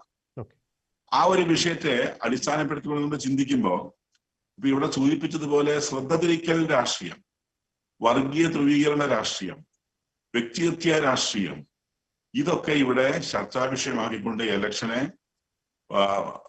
ഡൈവേർട്ട് ചെയ്യുന്ന സംവിധാനങ്ങൾ എല്ലാ രാഷ്ട്രീയ പാർട്ടികളും സമഗ്രമായി ഉപയോഗിക്കുന്നില്ലേ? അത് രാഷ്ട്രീയത്തിന്റെ വോട്ടിന് വേണ്ടി മാത്രമായിരിക്കും. അത് കഴിഞ്ഞു കഴിഞ്ഞാൽ അവയെല്ലാം പിറ്റേ ദിവസം കുഴിച്ചുമൂടപ്പെടുകയും ചെയ്യുന്ന ഒരു രാഷ്ട്രീയ മീമാംസ, ഒരു രാഷ്ട്രമീമാംസ നമുക്കിവിടെ കാണാൻ കഴിയും. ഇത് എത്രയോ അപകടകരമാണ്. ഇവിടുത്തെ വിലക്കയറ്റമോ, ഇവിടുത്തെ വന്യമൃഗ ശല്യമോ, ഇവിടുത്തെ പരിസ്ഥിതി പ്രശ്നങ്ങളോ, ഇവിടുത്തെ ആത്മഹത്യാ പ്രവണതകളോ, ഇവിടുത്തെ ബ്രെയിൻ ഡ്രെയിനോ, യുവജന ശക്തി ഒഴുകിപ്പോകുന്നതോ, അല്ലെങ്കിൽ ഇവിടുത്തെ സാമൂഹ്യ മൂല്യങ്ങളെ, സദാചാര മൂല്യങ്ങളെ, കുടുംബ മൂല്യങ്ങളെ തകർത്തെറിയുന്ന വിധത്തിലുള്ള പ്രമേയങ്ങളും പ്രകടന പത്രികകളുമായിട്ട് വരുന്നതോ, അല്ലെങ്കിൽ ഇവിടെ ഒളിഞ്ഞിരുന്ന് അറ്റാക്ക് ചെയ്യുന്ന വിധത്തിലുള്ള പ്രവർത്തനങ്ങൾ നടത്തിക്കൊണ്ടിരിക്കുന്നതോ ഒന്നും ഇവിടെ വിഷയമല്ല. കടക്കണി ഇവിടെ വിഷയമല്ല. വാർഷികകാല പെൻഷൻ പോലും മുടങ്ങിക്കിടക്കുന്ന കാര്യങ്ങൾ ഇവിടെ ചർച്ചാ വിഷയമല്ല. അഴിമതിയും സ്വജനപക്ഷപാതവും അരങ്ങു വാഴുന്ന സമൂഹത്തിൽ അതൊന്നും ചർച്ചാ വിഷയമാക്കുന്നില്ല. രാഷ്ട്രീയ എതിരാളികളെ ഉന്മൂലനം ചെയ്യുന്ന കാര്യങ്ങൾ ചർച്ചാ വിഷയമാകുന്നില്ല. ചർച്ചാ വിഷയമാകുന്നത് എന്താണ്? ചർച്ചാ വിഷയമാകുന്നത് ചില വ്യക്തി താല്പര്യങ്ങളെ, അല്ലെങ്കിൽ ചില രാഷ്ട്രീയ താല്പര്യങ്ങളെ, ചില വോട്ട് ബാങ്ക് രാഷ്ട്രീയ താല്പര്യങ്ങളെ ഉപയോഗപ്പെടുത്തിക്കൊണ്ട് പ്രചരണം നടത്തി മറ്റുള്ളതിനെയൊക്കെ തമസ്കരിക്കുക, മറ്റുള്ളവരുടെ മുമ്പിൽ നിന്ന് മറച്ചു പിടിക്കുക എന്ന് പറയുന്ന ഒരു മറക്കുടയുടെ സംസ്കാരമാണ് ഇലക്ഷനിൽ നമ്മൾ കാണുന്നത്. അതൊരിക്കലും അംഗീകരിക്കാൻ പറ്റില്ല. പള്ളി ആക്രമണങ്ങള്, അതുപോലെ തന്നെ ക്രിസ്ത്യൻ വാല്യൂസ്, അല്ലെങ്കിൽ ഓർഗനൈസ്ഡ് ആയിട്ടുള്ള സംഘടനകളുടെ പ്രവർത്തനങ്ങൾ, ഇതൊക്കെ എന്നാണ് ഇവിടെ ഇല്ലാതിരുന്നത്? പക്ഷെ ഇന്നത് പ്രാമുഖ്യം നേടിക്കൊണ്ട് പ്രചരിപ്പിക്കുമ്പോൾ അതിനെതിരെ ചെറുവിരൽ പോലും അന്നത്തെ കാലത്ത് മനക്കാത്തവരാണ് ഇന്ന് അത് വലിയ കാര്യമായിട്ട് പൊക്കിപ്പിടിക്കുന്നത് എന്നുള്ളതാണ്. മണിപ്പൂർ വിഷയം ഇവിടെ സൂചിപ്പിച്ചു. മണിപ്പൂർ വിഷയം ഇലക്ഷന്റെ വോട്ട് ഡേറ്റോട് കൂടി കേരളത്തിൽ മണിപ്പൂർ വിഷയത്തിന്റെ പ്രസക്തി നഷ്ടപ്പെട്ടെന്നാണോ? അത്തരത്തിലുള്ള രാഷ്ട്രീയമാണ് കേരളം കാണുന്നത്. എനിക്ക് നിങ്ങൾക്കൊന്നും തരാൻ കഴിയില്ല. അത് EWS ആയാലും സ്കോളർഷിപ്പ് ആയാലും മൈനോറിറ്റി അവകാശങ്ങളായാലും ന്യൂനപക്ഷ അവകാശങ്ങളിലായാലും PSC ആയാലും UPSC കോച്ചിങ് ആയാലും അതിനെ ഒന്നും നിങ്ങൾക്ക് അനുവദിച്ചു തരാൻ എനിക്ക് കഴിയില്ല. നിങ്ങൾ അയൽവക്കത്തെ വീട്ടിൽ പോയി ധർമ്മം തേടിക്കൂ എന്ന് പറയുന്ന ഒരു സിദ്ധാന്തമാണ് കേന്ദ്രത്തിലേക്ക് എല്ലാം ഡയറക്റ്റ് ചെയ്തുകൊണ്ട് ഇവിടെ ചെയ്യേണ്ട കാര്യങ്ങൾ ചെയ്യാതിരിക്കുക, ഇവിടെ ന്യൂനപക്ഷങ്ങളെ തമസ്കരിക്കുക, ന്യൂനപക്ഷങ്ങളുടെ ന്യായമായ അവകാശങ്ങൾക്ക് വേണ്ടിയുള്ള ഒന്നും ചെയ്യാതിരിക്കുക, അതിനുവേണ്ടി വെച്ചിരിക്കുന്ന കമ്മീഷൻ റിപ്പോർട്ടുകൾ JB കൊച്ചി കമ്മീഷനൊക്കെ നടപ്പാക്കാതിരിക്കുക, അതിനെ ചർച്ച പോലും ചെയ്യാതിരിക്കുക ഇലക്ഷനിൽ എന്ന് പറയുന്നത് എന്ത് രാഷ്ട്രീയമാണ്? ഒരേ വിഷയത്തെ, അതായത് CAA ബില്ലായാലും അല്ലെങ്കിൽ അതുപോലുള്ള പൗരത്വ ബില്ലിന്റെ പേരും പറഞ്ഞ് നാളെ നടന്ന് പ്രസംഗിക്കുന്ന രീതിയാണ് ഇവിടെ കാണുന്നത്. കേരളത്തിൽ ഏത് പൗരനാണ് പൗരത്വ ബില്ലിന്റെ പേരിൽ പൗരത്വം നഷ്ടപ്പെട്ടതെന്ന് ഒരാളുടെ പേരൊന്ന് ചൂണ്ടിക്കാണിക്കട്ടെ.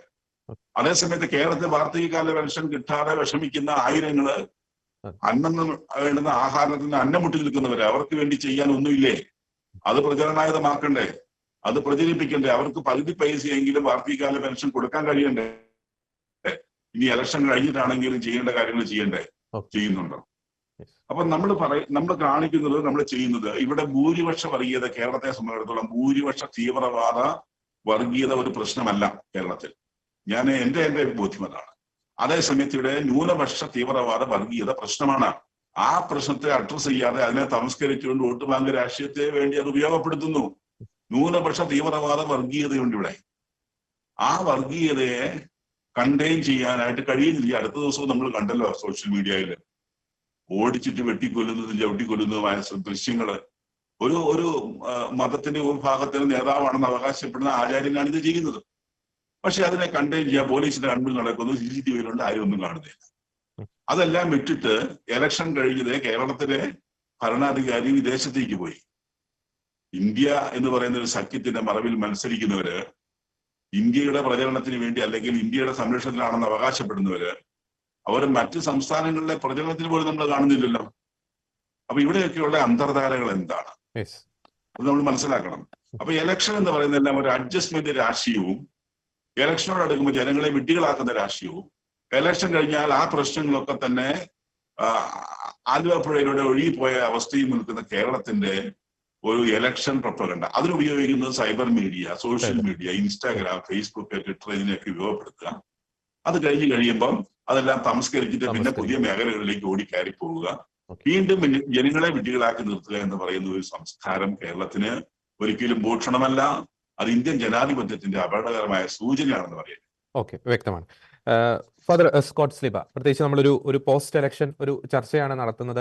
അതുകൊണ്ട് തന്നെ നേരത്തെ അമൽ ചൂണ്ടിക്കാണിച്ച ഒരു ആശങ്കയുണ്ട്. അതുമായിട്ട് ബന്ധപ്പെട്ടാണ് എൻ്റെ ഒരു ചോദ്യം വരുന്നത്. പ്രത്യേകിച്ച് ഈ കഴിഞ്ഞ ലോക്സഭാ ഇലക്ഷനിൽ, കേരളത്തിലെ നടന്ന കഴിഞ്ഞ ലോക്സഭാ ഇലക്ഷനിലെ ചില മണ്ഡലങ്ങളിലെ ഒരു വോട്ടിംഗ് പെർസെൻറ്റേജ് ഞാൻ ചൂണ്ടിക്കാണിക്കാൻ ആഗ്രഹിക്കുകയാണ്. പ്രത്യേകിച്ച് അങ്ങ് പ്രതിദാനം ചെയ്യുന്ന പത്തനംതിട്ട, അവിടെ 63%, മാവേലിക്കര 65%, കോട്ടയം 65%, ഇടുക്കി 66%, എറണാകുളം 68%, ചാലക്കുടി, തൃശ്ശൂർ എന്നീ മണ്ഡലങ്ങളിൽ 70%-ത്തിനടുത്ത് പോളിംഗ് നടന്നിട്ടുണ്ട്.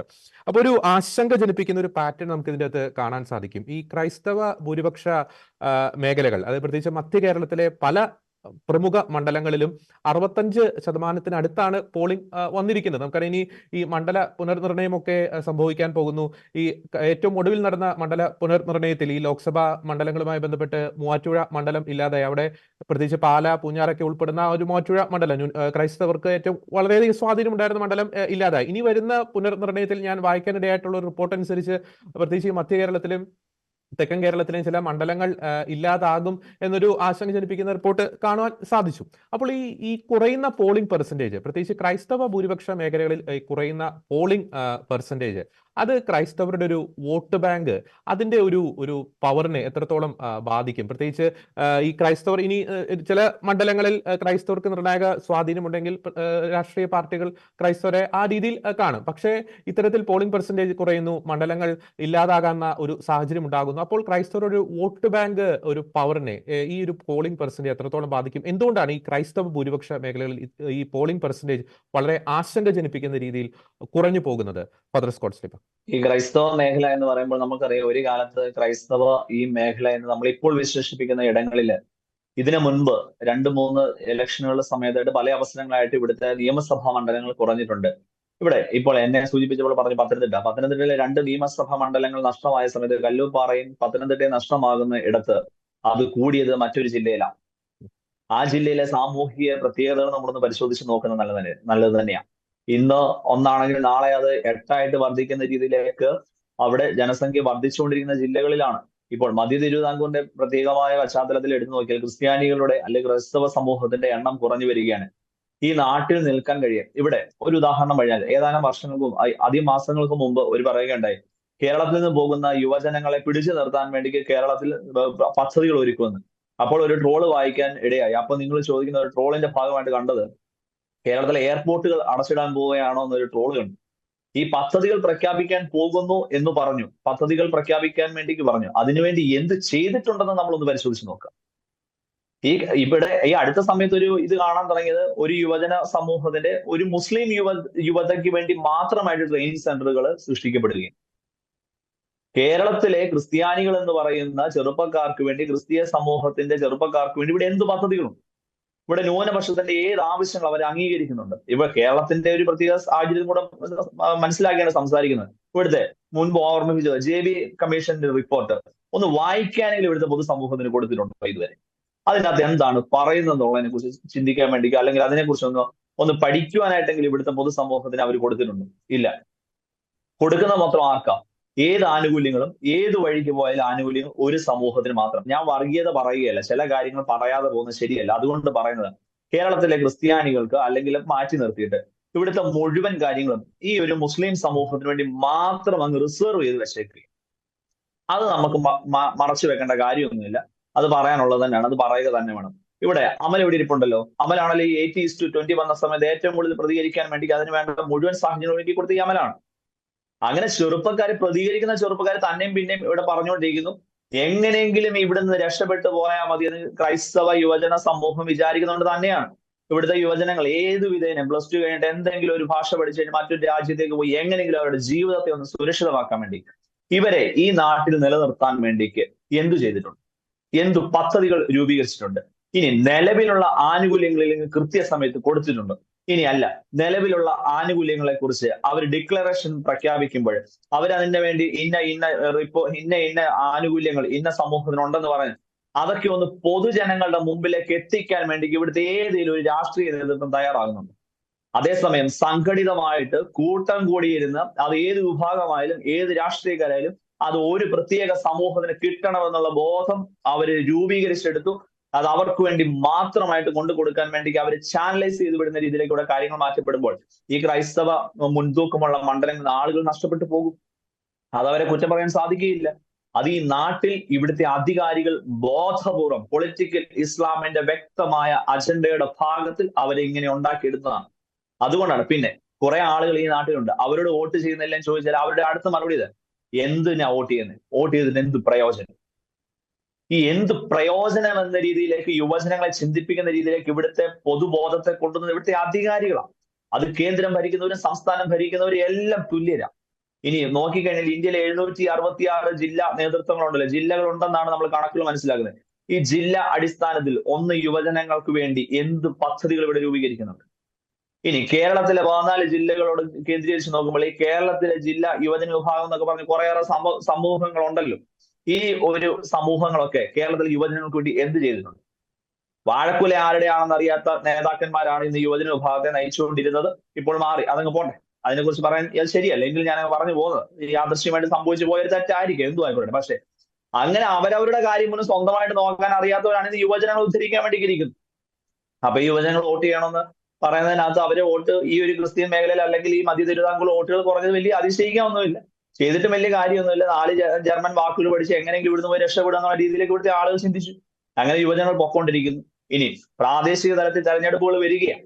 ഈ പ്രാദേശിക തെരഞ്ഞെടുപ്പുകളിൽ നമ്മുടെ യുവജനങ്ങളെ പിടിച്ചു നിർത്താനും നമ്മുടെ യുവജനങ്ങളുടെ വോട്ട് കിട്ടാനും വേണ്ടി പ്രാദേശിക തലത്തിൽ ഇനി കടിപിടി കൂടാൻ പോവുകയാണ്. 2025 ഇവിടുത്തെ തെരഞ്ഞെടുപ്പുകൾ വരികയാണ്. ത്രിതല പഞ്ചായത്ത് തെരഞ്ഞെടുപ്പ് ഇപ്പോൾ നമ്മുടെ ആളുകളെ കൂട്ടത്തിൽ കൊണ്ട് നമ്മുടെ കൂട്ടത്തിൽ നിന്നുള്ള ആളുകളെ, അത് മതം നോക്കി തന്നെ, സമുദായം നോക്കി തന്നെ ഓരോ വാർഡിലും ആളുകളെ നിർത്തും. അപ്പൊ നമ്മുടെ ആളുകളെ നിർത്തിയിട്ട് വലിയ ഫ്ലെക്സും വലിയ ആഘോഷമായിട്ട് മതന്യൂനപക്ഷങ്ങളെ ചേർത്ത് പിടിച്ചുകൊണ്ട് നിർത്തി. എന്ത് ചെയ്യാൻ വേണ്ടിക്കോ? ഒന്നും തന്നെ ഇവർ ചെയ്യുന്നില്ല. അന്നേരം പ്രാദേശിക ലെവലിൽ നമ്മുടെ വോട്ട് വേണം. അടുത്ത ഒരു ലെവലിലേക്ക് നിയമസഭയിലേക്ക് വരുമ്പോൾ നമ്മുടെ വോട്ട് കിട്ടിയില്ലെങ്കിലും ഇവിടെ ജയിച്ചു പോകാനുള്ള വോട്ടൊക്കെ കൃത്യമായിട്ട് ഒരു വോട്ട് ബാങ്കിന്റെ ഭാഗമായിട്ട് ഇപ്പോഴേ സെറ്റ് ചെയ്ത് വെച്ചിട്ടുണ്ട്. അപ്പൊ പിന്നെ നമ്മളെ കൊണ്ട് ഇവർക്ക് വലിയ ആവശ്യമൊന്നുമില്ല. നമ്മൾ വോട്ട് ബാങ്ക് അല്ലാത്തത് കൊണ്ട് നമ്മുടെ വോട്ട് കുറഞ്ഞാൽ അവർക്ക് വിഷയമൊന്നുമില്ല. പക്ഷെ ഇവിടുത്തെ യുവജനങ്ങളുടെ അവസ്ഥ വളരെ പരിതാപകരമാണ്. അവരെ നിലനിർത്താനോ അവർക്ക് പദ്ധതികൾ രൂപീകരിച്ച് അവരെ മുൻപോട്ട് കൊണ്ടുപോകാനോ അബ്ദുൽ കലാം കണ്ട സ്വപ്നം പോലെ ഇന്ത്യയിലെ അല്ലെ ലോകത്തെ യുവജന നിരയിലേക്ക് നമ്മളെ കൊണ്ടുവരാൻ വേണ്ടി അവർ ശ്രമിക്കുന്നു. അതുകൊണ്ട് മധ്യ തിരുവിതാംകൂറിലെ വോട്ടുകൾ കുറയുന്നു എന്നുള്ളതാണ് സത്യം. ഓക്കെ, വ്യക്തമാണ്. അവസാനമായി ശ്രീ അമൽ ശ്രീക്, പ്രത്യേകിച്ച് ഈ ജനസംഖ്യയുമായി ബന്ധപ്പെട്ട് അതിൻ്റെ ഒരു ഇമ്പാക്റ്റ് കൃത്യമായിട്ടൊരു പഠനം നടത്തുന്ന ഒരു വ്യക്തി കൂടിയാണ് അങ്ങ്. ഈ കഴിഞ്ഞ ദിവസങ്ങളിൽ സാമൂഹ്യ മാധ്യമങ്ങളിലൊക്കെ വൈറലായി മാറിയ പലരും ഷെയർ ചെയ്തൊരു പത്ര കട്ടിംഗ് ഉണ്ട്. പ്രത്യേകിച്ച് ലോകത്തെ തന്നെ അത്ഭുതപ്പെടുത്തി ഈ മലബാർ മേഖലയിലെ 2 ജില്ലകൾ ജനസംഖ്യയുടെ കാര്യത്തിൽ ഏറ്റവും കൂടുതൽ, ലോകത്തിൽ തന്നെ ഏറ്റവും കൂടുതൽ ഒരു വളർച്ച ഈ മലബാറിലെ 2 ജില്ലകളിലാണ് സംഭവിക്കുന്നത് എന്ന് പറയുന്നു. മറു സൈഡിൽ ഞാൻ നേരത്തെ അച്ഛനോട് ചോദിച്ച ഒരു ചോദ്യം, ഈ കുറഞ്ഞു വരുന്ന പോളിംഗ് പെർസെൻറ്റേജ് മധ്യ തിരുവിതാംകൂറിലെ ആശങ്ക ജനിപ്പിക്കുന്ന ജനസംഖ്യയിലെ ഇടിവ്, പ്രത്യേകിച്ച് ക്രൈസ്തവ ഭൂരിപക്ഷ മേഖലകളിൽ. അപ്പോൾ ഈ ഒരു ജനസംഖ്യയിലെ ഈ ഒരു ഇംബാലൻസ് അത് എത്രത്തോളം ഈ രാഷ്ട്രീയ നേതൃത്വങ്ങൾ അവരുടെ ഒരു പ്രചരണത്തിൽ, ഇലക്ഷൻ പ്രചരണത്തിൽ അത് പ്രതിഫലിക്കും? അവർ പറയുന്ന കാര്യങ്ങൾ അല്ലെങ്കിൽ അവർ മുന്നോട്ട് വയ്ക്കുന്ന പ്രചരണ ആയുധങ്ങളിൽ ഈ ജനസംഖ്യയിലെ ഒരു ഇംബാലൻസ് അത് എത്രത്തോളം ഒരു പ്രതിഫലിക്കും ശ്രീ അമൽ ശ്രീ ഇനി വരുന്ന ഇലക്ഷനുകളിൽ? ഇത് പറയുന്നതിന് മുൻപായിട്ട് ഈ ഒരു ജനസംഖ്യാ വിഷയം ശരിക്കും പറഞ്ഞു കഴിഞ്ഞാൽ നമ്മുടെ ഈ രീതിയിലുള്ള മത വേർതിരിവ് ഇതിലോട്ടൊക്കെയാണല്ലോ പ്രധാനമായിട്ട് നമ്മുടെ രാഷ്ട്രീയ കക്ഷികളെ നയിക്കുന്നത്. അപ്പൊ അത് പറയുന്നതിന് മുന്നായിട്ട് ഞാൻ നേരത്തെ സൂചിപ്പിച്ച ഭരണഘടന ആ ഒരു മേഖലയിലെ ഒരു കാര്യം സൂചിപ്പിച്ചുകൊണ്ട് ഞാൻ ഇതിലേക്ക് കടക്കാം. അതായത് ഈ ഭരണഘടനാ രൂപീകരണ വേളയിലെ ചർച്ചകൾ നമുക്ക് വായിക്കാൻ സാധിക്കും. നമുക്ക് കോൺസ്റ്റിറ്റ്യൂഷൻ അസംബ്ലി ഡിബേറ്റ്സ് പറഞ്ഞുകൊണ്ടൊക്കെ നമ്മൾ സെർച്ച് ചെയ്ത് കഴിഞ്ഞാൽ റെലവൻസ് സൈറ്റ് നമുക്ക് അന്നത്തെ വിവരങ്ങൾ കിട്ടും. അതിൻ്റെ അകത്ത് ചില പ്രതിനിധികൾ പറഞ്ഞ കുറച്ച് വാക്യങ്ങൾ ഒന്ന് വായിച്ച് കേൾപ്പിച്ചിട്ട് ഞാൻ അതിലേക്ക് കടക്കാം. അതിൻ്റെ അകത്ത് നമ്മുടെ മുസ്ലിം പ്രതിനിധിയായിട്ടുള്ള നസ്രുദ്ദീൻ അഹമ്മദ് ആ ചർച്ചയിൽ പറയുന്ന ഇതാണ്: മുസ്ലിങ്ങൾക്ക് സീറ്റ് സംവരണമൊക്കെയാണ്. അപ്പൊ സീറ്റ് സംവരണം ഒക്കെ മുസ്ലിങ്ങൾക്ക് തന്നെ ഹാനികരമാകുമെന്ന് ഞാൻ വിശ്വസിക്കുന്നു. വാസ്തവത്തിൽ നമ്മൾ സംവരണം അംഗീകരിച്ച് തെരഞ്ഞെടുപ്പിന് പോയാൽ ഹിന്ദുക്കളും മുസ്ലിങ്ങളും തമ്മിൽ ഇപ്പോൾ നിലനിൽക്കുന്ന ബന്ധം വഷളാവും, കൈവരിച്ച സ്ഥിതിയിലെ പുരോഗതി നഷ്ടപ്പെടും, സമീപ ഭൂതകാലത്തില് മുസ്ലിം ഹിന്ദു ബന്ധം ഓർമ്മിക്കപ്പെടുകയും വികാരങ്ങളും കയ്പ് നിറഞ്ഞാവുകയൊക്കെ ചെയ്യുമെന്ന് പറഞ്ഞുകൊണ്ടൊക്കെ അദ്ദേഹം അവിടെ പറയുകയാണ്. അതോടൊപ്പം തന്നെ മറ്റൊരു മുസ്ലിം പ്രതിനിധിയായ തജാമുൽ ഹുസൈൻ ഒക്കെ കൃത്യമായിട്ട് പറയുന്നതാണ്, എന്താണ് സീറ്റ് സംവരണം എന്നാണ് അദ്ദേഹം അവിടെ ചോദിക്കുന്നത്. എന്താണ് സാർ സംവരണം? സംവരണം എന്നത് ഒരു ഇളവല്ലാതെ മറ്റൊന്നുമല്ല, ദുർബലർക്കുള്ള ഒരു സംരക്ഷണമാണ് ഇത്. മുസ്ലിങ്ങൾ ഒരു ഇളവും അർഹിക്കുന്നില്ല, സംരക്ഷണം വേണ്ട, ഞങ്ങൾ ദുർബലരല്ല, ഈ ഇളവ് ഗുണത്തേക്കാൾ ഉപരി മുസ്ലിങ്ങൾക്ക് ദോഷം ചെയ്യും എന്നും പറഞ്ഞുകൊണ്ട് അദ്ദേഹം അവിടെ പറയുകയാണ്. ഇതിൽ കൃത്യമായിട്ട് നമ്മൾ കാണേണ്ട മറ്റൊരു കാര്യമുണ്ട്. അദ്ദേഹം വീണ്ടും തുടരുകയാണ്, സംവരണമോ പ്രത്യേക ഇലക്ടറുകളോ ഞങ്ങൾ ആഗ്രഹിക്കുന്നില്ല, രാഷ്ട്രത്തിൽ ലയിക്കാൻ ഞങ്ങൾ ആഗ്രഹിക്കുന്നു, സ്വന്തം കാലിൽ നിൽക്കാനാണ് ഞങ്ങൾ ആഗ്രഹിക്കുന്നത്, ആരുടെയും പിന്തുണ ഞങ്ങൾക്ക് ആവശ്യമില്ല, ഞങ്ങൾ ദുർബലരല്ല, ഞങ്ങൾ ശക്തരാണ്, നമ്മളെല്ലാവരും ആദ്യം ഇന്ത്യക്കാരായിരുന്നു, നമ്മളെല്ലാം ഇന്ത്യക്കാരാണ്, ഇന്ത്യക്കാരായി തന്നെ തുടരും, ഇന്ത്യയുടെ അഭിമാനത്തിനും മഹത്വത്തിനും വേണ്ടി നമ്മൾ പോരാടും, അതിനായി മരിക്കും, നമ്മൾ ഒറ്റക്കെട്ടായി നിൽക്കും, ഇന്ത്യക്കാർക്കിടയിൽ ഭിന്നിപ്പുണ്ടാകില്ല, ഒറ്റക്കെട്ടായാൽ നാം നിലനിൽക്കും, വിഭജിക്കപ്പെട്ടാൽ നാം വീഴും, ഇതുകൊണ്ട് ഞങ്ങൾക്ക് സംവരണം വേണ്ട, അതിന്റെ അർത്ഥം വിഭജനം എന്നാണ്. ഇനി കൃത്യമായിട്ട് നമ്മൾ ശ്രദ്ധിക്കേണ്ട ഒരു കാര്യമാണ്, ക്രിസ്ത്യൻ പ്രതിനിധിയായ ജെറോം ഡിസൂസ അവിടെ അസംബ്ലിയിൽ പറഞ്ഞാണ് ശ്രദ്ധിക്കേണ്ടത്, പിന്നോക്ക വിഭാഗങ്ങൾക്ക് ഏത് തരത്തിലുള്ള പ്രത്യേക സംരക്ഷണങ്ങളും സംവരണങ്ങളും സഹായങ്ങളും നൽകണം, മതത്തിന്റെ അടിസ്ഥാനത്തിലല്ല, വ്യക്തിഗത യോഗ്യതയുടെ അടിസ്ഥാനത്തിൽ.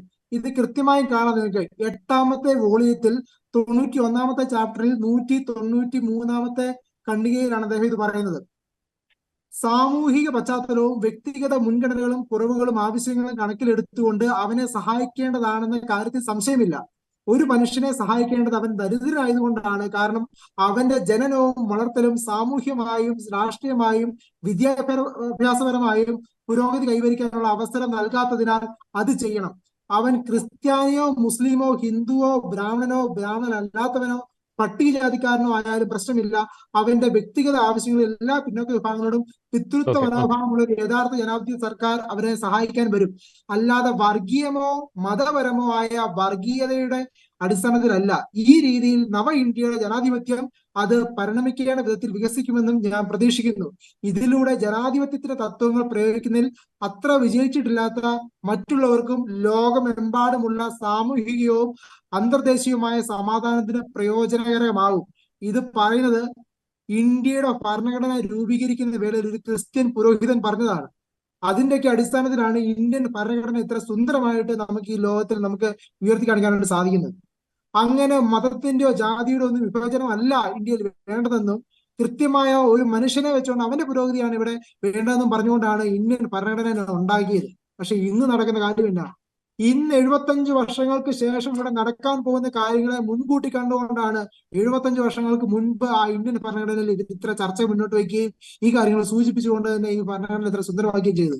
പക്ഷെ പിന്നീട് വരുന്ന രാഷ്ട്രീയ കക്ഷികൾ അവരുടെ ഭരണ നേട്ടത്തിന് വേണ്ടി നടത്തിയ മാറ്റങ്ങളാണ് ഇന്ന് നമ്മൾ കാണുന്ന ഈ പ്രശ്നങ്ങൾക്കെല്ലാം ആധാരം. ഇനി ജനസംഖ്യയിലേക്ക് വരാം. ഈ ജനസംഖ്യ വിഷയം ശരിക്കും നമ്മൾ ശ്രദ്ധിക്കേണ്ട ഒരു കാര്യമാണ്. എങ്ങനെയാണ് ഈ ക്രൈസ്തവ ജനസംഖ്യ കേരളത്തിൽ കുറഞ്ഞു പോയത് നമ്മൾ ശ്രദ്ധിക്കേണ്ടതാണ്.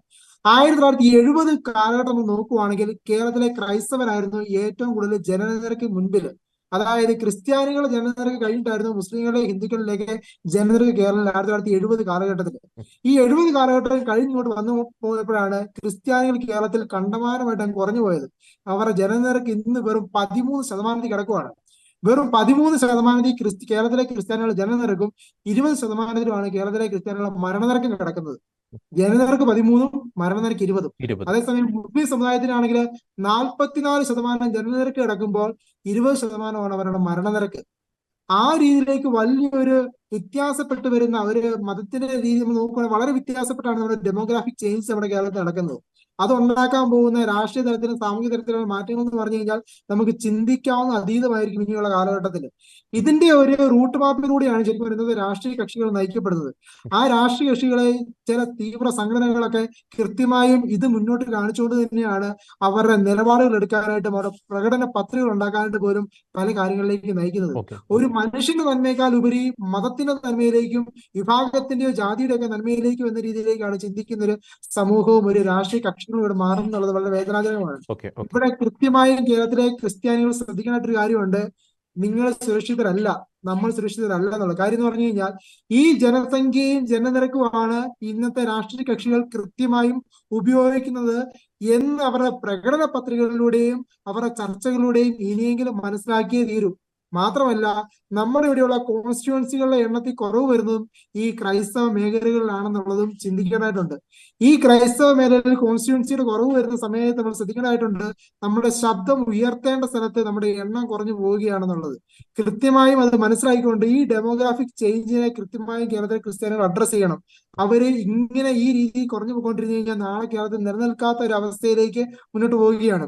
കൃത്യമായി രാഷ്ട്രീയ കക്ഷികൾ ഇതിനെതിരെ പ്രവർത്തിക്കുന്നുണ്ടെന്നുള്ളതാണ് കൃത്യമായി നമുക്ക് കാണാൻ സാധിക്കുന്നത്. കാര്യം ക്രിസ്ത്യാനിക്ക് ഒരു ഫിനാൻഷ്യൽ ബാക്കപ്പ് കിട്ടാത്ത വിധം ക്രിസ്ത്യാനിയെ ഞെരിച്ചമർത്തുകയാണ് ഇവിടെ. ഒരു ഫിനാൻഷ്യൽ ബാക്കപ്പ് ഉള്ള സമൂഹമാണ് എപ്പോഴും വളർച്ച പ്രാപിക്കുന്നത്. മുസ്ലിം സമുദായത്തിന്റെ വളർച്ചയ്ക്ക് പ്രധാനപ്പെട്ട ഒരു കാരണം അവരുടെ സംവരണം OBC സംവരണത്തിലുള്ള 12% മാത്രമല്ല ന്യൂനപക്ഷ ആനുകൂല്യങ്ങളിലുള്ള പ്രാവീണ്യമാണ്. ഈഴവ സമുദായമാണ് മറ്റൊരു സമുദായമായിട്ട് ഇവിടെ വളർച്ച പ്രാപിക്കുന്ന ഒരു സമുദായം. ഈഴവ സമുദായത്തിൽ കൃത്യമായി 14% സംവരണമൊക്കെ നേടിക്കൊണ്ട് കൃത്യമായും നമ്മുടെ സാമൂഹിക തലത്തിലും രാഷ്ട്രീയ തലത്തിലും എല്ലാം തന്നെ അവർ കൃത്യമായി ഒരു പങ്കാളിത്തം അവിടെ കിട്ടിയാണ്. അതായത് ഭരണതലത്തിലൊക്കെ തന്നെ. മാത്രമല്ല ഒരു രീതിയിലുള്ള ഒരു ഫിനാൻഷ്യൽ ബാക്കപ്പ് ഇതുപോലുള്ള സംവരണ വ്യവസ്ഥയിൽ നമ്മൾ തഴയപ്പെടുന്നു. അതോടൊപ്പം തന്നെ ന്യൂനപക്ഷ ആനുകൂല്യങ്ങൾ തഴയപ്പെടുന്ന ഒരു ക്രൈസ്തവ സമൂഹമായിട്ട് മാറുമ്പോൾ നമ്മുടെ സാധ്യതകൾ കുറയുകയാണ്. ഈ സാധ്യതകൾ കുറയുന്നതിനാണ് നമ്മുടെ വിദേശ പലായനം നടക്കുന്നത്. അതായത് കൂടുതൽ കുട്ടികൾ ഇവിടെ ജോലി സൗകര്യം ഇല്ലാത്തതുകൊണ്ടാണ് വിദേശത്തേക്ക് പലായനം ചെയ്യുന്നത്. അതിനെ തടയിടാനായിട്ട് കൃത്യമായ ക്രൈസ്തവ സമൂഹത്തിലേക്ക് ഒരു സംവരണമോ അതിനടിസ്ഥാനപ്പെട്ട പദ്ധതികളോ ഇവിടെ നടപ്പിലാകുന്നില്ല. മാത്രമല്ല ഒരു അല്പമെങ്കിലും ആത്മാർത്ഥത ഉണ്ടെങ്കിൽ, പിന്നോക്ക വിഭാഗക്കാർക്കാണ് സംവരണം വേണ്ടത്, ഒരു അല്പമെങ്കിലും ആത്മാർത്ഥത ഉണ്ടെങ്കിൽ ഇവിടെയുള്ള ഈ ക്രിസ്ത്യാനികളായിട്ടുള്ള പാവപ്പെട്ട ക്രിസ്ത്യാനികളുണ്ടല്ലോ, ഇവിടെ SC സംവരണം കിട്ടാൻ അർഹതയുള്ള ക്രിസ്ത്യാനികളുണ്ടല്ലോ, എന്തുകൊണ്ട് അവർക്ക് SC സംവരണം നേടിക്കൊടുക്കുന്നില്ല ഇവിടുത്തെ രാഷ്ട്രീയക്കാര്? ഇവിടെ കോൺഗ്രസ് ഭരണത്തിൽ നിന്നു BJP ഭരണത്തിൽ നിന്നു ഒരു പ്രസിഡന്റിന്റെ ഒരു ഉത്തരവ് മതി ഇവിടെയുള്ള ദുർബലരായ നമ്മുടെ പാവപ്പെട്ട ക്രിസ്ത്യാനികൾക്ക് സംവരണം നേടിക്കൊടുക്കാനായിട്ട്. ആ ഓക്കെ ദളിത് ക്രൈസ്തവരുടെ സംവരണം പോലും ഇവിടെ തഴയപ്പെടുകയാണ്. അതിനൊന്നും ഓക്കെ ഒരു ആത്മാർത്ഥതയും ഇല്ല. ഓക്കെ അപ്പം ഓക്കെ ഈ രീതിയിലേക്ക് പരമാവധി ക്രൈസ്തവ സമൂഹത്തെ ഞെരിച്ചുകൊണ്ട് വരിക. മാത്രമല്ല, ഒരു പ്രധാനപ്പെട്ട ഒരു കാണുന്ന ഒരു കാര്യമുണ്ട്. ഈ ക്രൈസ്തവ സാന്നിധ്യം കേരളത്തിൽ കൂടുതലായിട്ട് കുടിയേറ്റ മേഖലയിലും കുട്ടനാടൻ മേഖലയിലും ഒക്കെ പിന്നെ തീരദേശ മേഖലയിലുമാണ് കാണുന്നത്. ഈ കുടിയേറ്റ മേഖലയും കുട്ടനാടൻ മേഖലയും തീരദേശ മേഖലയും ഇത്രമാത്രം അപകടാവസ്ഥയിൽ കിടക്കുന്ന സമയത്ത് ഈ ഇലക്ഷൻ കാലഘട്ടത്തിൽ അതിനെപ്പറ്റി ചർച്ചയില്ല. അതെ അതിന് മുന്നേ വരെ അതെ കുടിയേറ്റ മേഖലകളിലെ വന്യജീവി പ്രശ്നത്തെ പറ്റിയും മാത്രമല്ല കർഷക പ്രശ്നത്തെ പറ്റിയൊക്കെ ഇവിടെ ഭയങ്കര പ്രതിഷേധമായിരുന്നു. പക്ഷെ ഇലക്ഷൻ സമയം വന്നപ്പോൾ അതൊന്നും ഒരു വിഷയമല്ല. അതൊന്നും കാണുന്നില്ല. അതെ, വ്യക്തമാണ്. സ്ഥാനാർത്ഥികൾക്ക് അതൊന്നും പറയേണ്ടതായിട്ടുള്ള ഒരു ഓക്കെ ആവശ്യമില്ലാത്ത ഒരു അവസരമാണ് വന്നത്. ഓക്കെ അപ്പൊ കൃത്യമായും ഈ വിഷയങ്ങളെ മനസ്സിലാക്കിക്കൊണ്ട് അഡ്രസ് ചെയ്യാനായിട്ട് ക്രൈസ്തവ സമൂഹവും ക്രൈസ്തവ സമുദായവും മാത്രമല്ല ഇവിടെയുള്ള സാധാരണക്കാരായ എല്ലാ ജനങ്ങളും തന്നെ മുന്നോട്ട് വരേണ്ടതായിട്ടുണ്ട്. അതിനായിട്ടുള്ള കാര്യങ്ങളിലേക്ക് വേണം യെസ് യെസ് രാഷ്ട്രീയ കക്ഷികൾ നമ്മൾ നയിക്കാനായിട്ട്. ഓക്കെ എങ്കിൽ മാത്രമേ ഉള്ളൂ സമത്വ സുന്ദരമായ ഒരു രാഷ്ട്രീയ പുരോഗതിയും ഒരു രാജ്യ പുരോഗതിയും നമ്മുടെ നാടിന്റെ പുരോഗതിയൊക്കെ ഇവിടെ നടക്കത്തുള്ളൂ. എങ്കിലേ ഉള്ളൂ യുവജനങ്ങൾക്കാണേലും ഈ നാട്ടിൽ നിൽക്കാൻ സാധിക്കും, ഇവിടെ നിന്നാൽ വളരാൻ സാധിക്കും, മുന്നോട്ട് പോകാൻ സാധിക്കും, മുന്നോട്ട് ജീവിക്കാൻ സാധിക്കും, ഒരു സുരക്ഷിതത്വമുണ്ട്, സാമ്പത്തിക സുസ്ഥിരതയുണ്ട് എന്നൊക്കെയുള്ള ഒരു വിശ്വാസത്തിലേക്ക് വരാൻ പോലും സാധിക്കത്തുള്ളൂ. അപ്പൊ ഓക്കെ അതിനായിട്ടുള്ള ശ്രമങ്ങളായിരിക്കണം ഇനിയുള്ള കാലങ്ങളിൽ ഉണ്ടാകേണ്ടതെന്ന് ഓക്കെ പറയുന്നു. ഓക്കെ വളരെ വ്യക്തമാണ്. തീർച്ചയായും മതത്തെക്കാൾ ഉപരി മനുഷ്യന് പ്രാമുഖ്യം നൽകുന്ന, മനുഷ്യന്റെ വികസനത്തിന് പ്രാമുഖ്യം നൽകുന്ന, ജനാധിപത്യത്തിന്റെ മഹത്വത്തെ ഉയർത്തിപ്പിടിക്കുന്ന, എല്ലാവർക്കും തുല്യത ഉറപ്പാക്കുന്ന, സമഭാവനയുടെ എല്ലാ വിഭാഗത്തെയും കാണുന്ന ആശയങ്ങൾ ഇലക്ഷൻ പ്രചരണ കാലയളവിൽ മാത്രമല്ല ഇത്തരം രാഷ്ട്രീയ പാർട്ടികൾ അവർ ഭരണത്തിലേറുമ്പോഴും അത്തരം ആശയങ്ങൾ, അത്തരം പോളിസികൾ, അത്തരം പദ്ധതികൾ നടപ്പാക്കുവാനുള്ള ഒരു ഇച്ഛാശക്തി അല്ലെങ്കിൽ ആർജവം അല്ലെങ്കിൽ ആ ഒരു നല്ലൊരു സംസ്കാരത്തിലേക്ക് വളരുവാൻ നമ്മുടെ രാഷ്ട്രീയ പാർട്ടികൾക്ക് സാധിക്കട്ടെ. ഒപ്പം തന്നെ ക്രൈസ്തവ സമൂഹം കുറെ കൂടി ഒരു വിവേകത്തിലേക്കും ഒപ്പം തന്നെ തങ്ങളുടെ പ്രതിസന്ധികൾ തിരിച്ചറിഞ്ഞ് വിവേകത്തോടുകൂടി തങ്ങളുടെ സമ്മതിദാന അവകാശം വിനിയോഗിക്കാൻ വരും ഇലക്ഷനുകളിൽ സാധിക്കട്ടെ എന്ന് ആശംസിക്കുന്നു. ഈ ചർച്ചയിൽ വളരെ സജീവമായി പങ്കെടുത്ത ഫാദർ സ്കോട്ട് സ്ലീബ, ഒപ്പം തന്നെ ഡോക്ടർ ചാക്കോ കാളാമ്പറമ്പിൽ, ശ്രീ അമൽ സിറിയക്, 3 പേർക്കും നന്ദി.